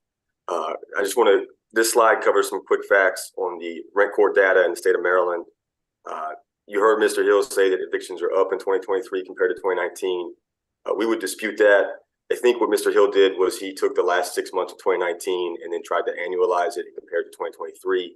And what he actually did was he undercounted the number of evictions in 2019 by more than 2,000. We base our data off of a report in 2021 from Judge Morrissey that he provided to the General Assembly, which provides the monthly number of evictions in 2019. So as you can see, using that data, evictions have actually declined 8.8% in the first 9 months of 2023 compared to 2019. Warrants of restitution have also declined 45%. That's a leading indicator generally because the landlord has to file for a warrant of restitution before an eviction can be administered by the sheriff. You heard Secretary Day mention filing fees. It is important to remember that the warrant of restitution comes with a second fee in the process. And when accounting for the total number of fees in the eviction process, Maryland is very comparative to our surrounding states. As you can see, court filings are down. Mr. Hill was accurate about that. And then, as you can see, we look at the court data that's published on the website, and we see that compared to the number of filings, cases that involve a substantial breach of lease or somebody who's entered the property without a lease, I believe this even includes like wrongful detainers, people who are squatting in a property, make up a higher number of the evictions than their percentage of the filings. This is important to remember because in Maryland, tenants have a right to redeem, which allows a tenant to pay the amount of rent that is on the judgment up to the time of the eviction that's being administered by the sheriff and cancel that eviction and remain in the property. It's also important to remember that in Maryland, the tenant only has to pay the amount that is on the judgment, whereas in other jurisdictions that we're aware of, the rent amount accrues throughout the process. So why is that important? Because in Maryland, we continue to see prolonged delays in the rent court process, both pre-filing and post-filing in certain jurisdictions. So we continue to see, for example, in locations like Prince George's County, there are extended timelines after the judgment. In some cases, more than 2 months after a judgment is ordered, is an eviction administered. Next slide, please. So I think, we touched on the data piece a little bit there. I think it's very important for the committee to work off the best data that we have available and the most accurate data that we have available. And so one of the things we've seen recently is quarterly reports from the Maryland Legal Services Corporation on the Access to Counsel program, which unfortunately, despite promises of 80 to 90% preventions in cases where there's representation, prevention of eviction in cases where there are representation, the actual number seen in the first year of the program was closer to 30%. And so one of the things that we're looking at is trying to find a sustainable way to make it, to provide sustainable change to people who are going through the process to help them avoid rent court. And one of the things we're looking at doing is establishing a pilot program in Prince George's and Montgomery County to maintain workforce development professional in the district court on the days when rent court is operating. The concept there is to provide job opportunities and workforce development services to people who are in this process as a way to connect them with that sustainable economic change. And then the second bill is also involves workforce training. This is it's a bill that would codify the Leasing Training Academy, or a Leasing Training Academy, or Leasing Training Workforce Services in the state level. MMHA does something along these lines with a workforce program where they are able to identify, train, and connect individuals with careers in the housing industry, specifically as leasing training professionals. They've completed 3 cohorts to this point. It's been an overwhelming success. More than 80% of people are being connected with employment in the workforce. And it's been a continued success. They've actually just recently expanded their fourth cohort. They've doubled the number of participants. And so we look forward to discussing those bills with you this session. And Mr. Chair, I believe that's it for us. I'd be happy to take any questions. Thank you. Thank you so much to our final panel. Do I have any questions from our colleagues? Delegate Holmes. Thank you, Mr. Chair, and Mr. Greenfield and Mr. Wiggins. Thank you for your presentation. Mr. Greenfield, you presented to us a description of the cost of some of the renovations for utilities, et cetera, in some units. Are you aware, and can you give us some guidance in how we can either make a larger influence on getting funding for landlords to get assistance in changing some of these utilities from gas fired or over to EVs or something, or solar panels? Can you find us some information where we can make this a little bit less expensive to the home, to the landlord, and therefore less expensive to the tenant? Yeah, great question, and thank you, Delegate Holmes. We do have members that have been accessing the Multifamily Energy Efficiency and Housing Affordability Program, MIFA, which is funded from the state and the feds. Some of the state funding, as I understand it, comes from the ratepayers. So there needs to be additional funding allocated for that program would be one of the things I might recommend to help with that conversion. And I can get you more information on that program, but there just simply isn't enough money for the wholesale changes that are required, which is, I don't have an easy answer for you, but there are programs that do allow our members to do that kind of transition, but it's still very costly. I would like to get that information from you, if you don't mind, please. Thank you, Mr. Chair. I will send it. Yes, sir. Delegate Foley. Thank you, Mr. Chair. My question is for Mr. Wiggins. And the last slide you had up there with your legislation that you were proposing, I saw that it appeared to be that there were two bills for workforce training in the leasing industry. And that's a little odd to me. Maybe I don't pretend to be a housing expert, but in a time when we are looking for dollars to support affordable housing, to have two training programs for leasing professionals, can you explain to me why that's important and why the state should pay for that? Sure. Thank you for the question, Delegate. So, and I apologize for the confusion. It's not two leasing training program bills. So the first bill would put a workforce development professional at rent court as a pilot program in both Prince George's and Montgomery County on the day that rent court is being in session in those counties. And the idea, the concept there is to connect people with workforce services. It doesn't have to be in the leasing training academy. So this would be just any workforce service that's offered primarily through Employ Prince George's and Prince George's County and Workforce Montgomery and Montgomery County, to get them into those the available services and to provide those wraparound services. Even this, the Secretary Dave touched on during his time speaking in the briefing. And the concept behind it is to provide a cost-effective way to connect people to sustainable economic change. The price we're looking at, just to let you know, would be $100,000 per year in each county for 3 years as a pilot program, compared to $14 million for a program that provides the access to counsel. We think it's worth at least exploring that as an option to be able to connect people to those continuous services as a move forward through the court process. Okay, thank you for that clarification.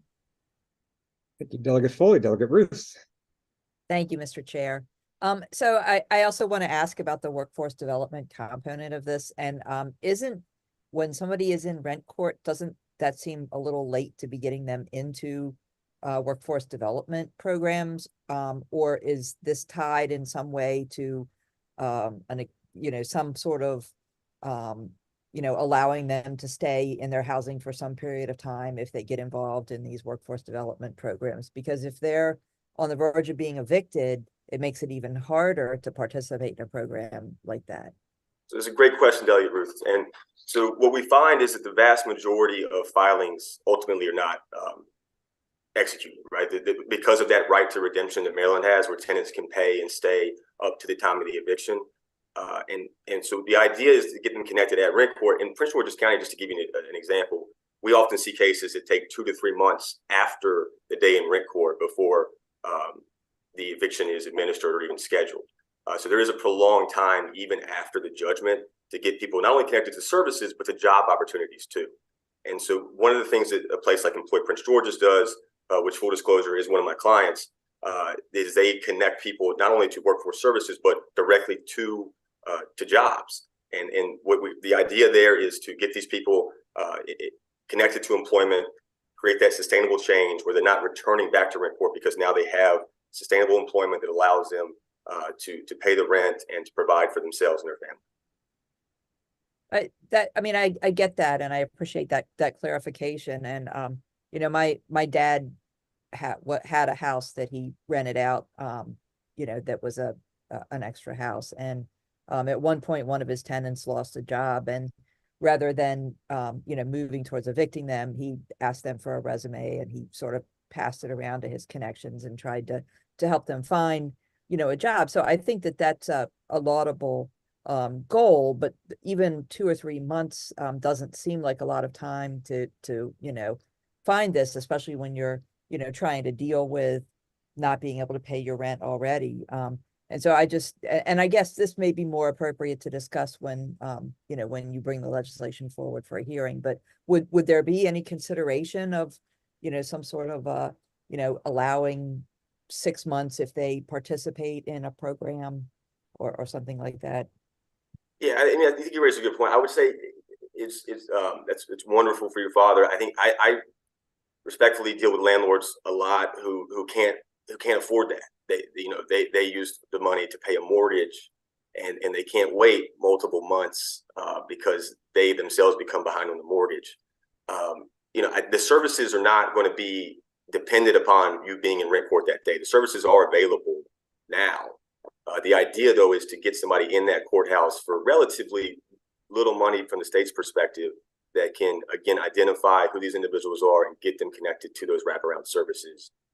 Because what we see is that, again, most of the cases don't result in an eviction because the tenant does pay and stay. And so there's an opportunity there that's not being utilized currently, I think, to get people connected to services. Okay, thank you so much. Thank you. Delegate Stewart. Thank you, Mr. Chair. So, of course, I'm a little biased, but I like the workforce bill, actually. But my question relates to another issue. I guess both of you mentioned that obviously we know, and we've heard from other presenters, that, you know, most eviction filings don't actually result in an eviction. But our rate of filing in Maryland is, I think, you know, much higher than the national average. I think someone said it was 87%. Versus the national average of 7%. So I'm wondering if you guys have any thoughts about the discrepancy, like why our eviction filing rate for delinquency is several times the national average.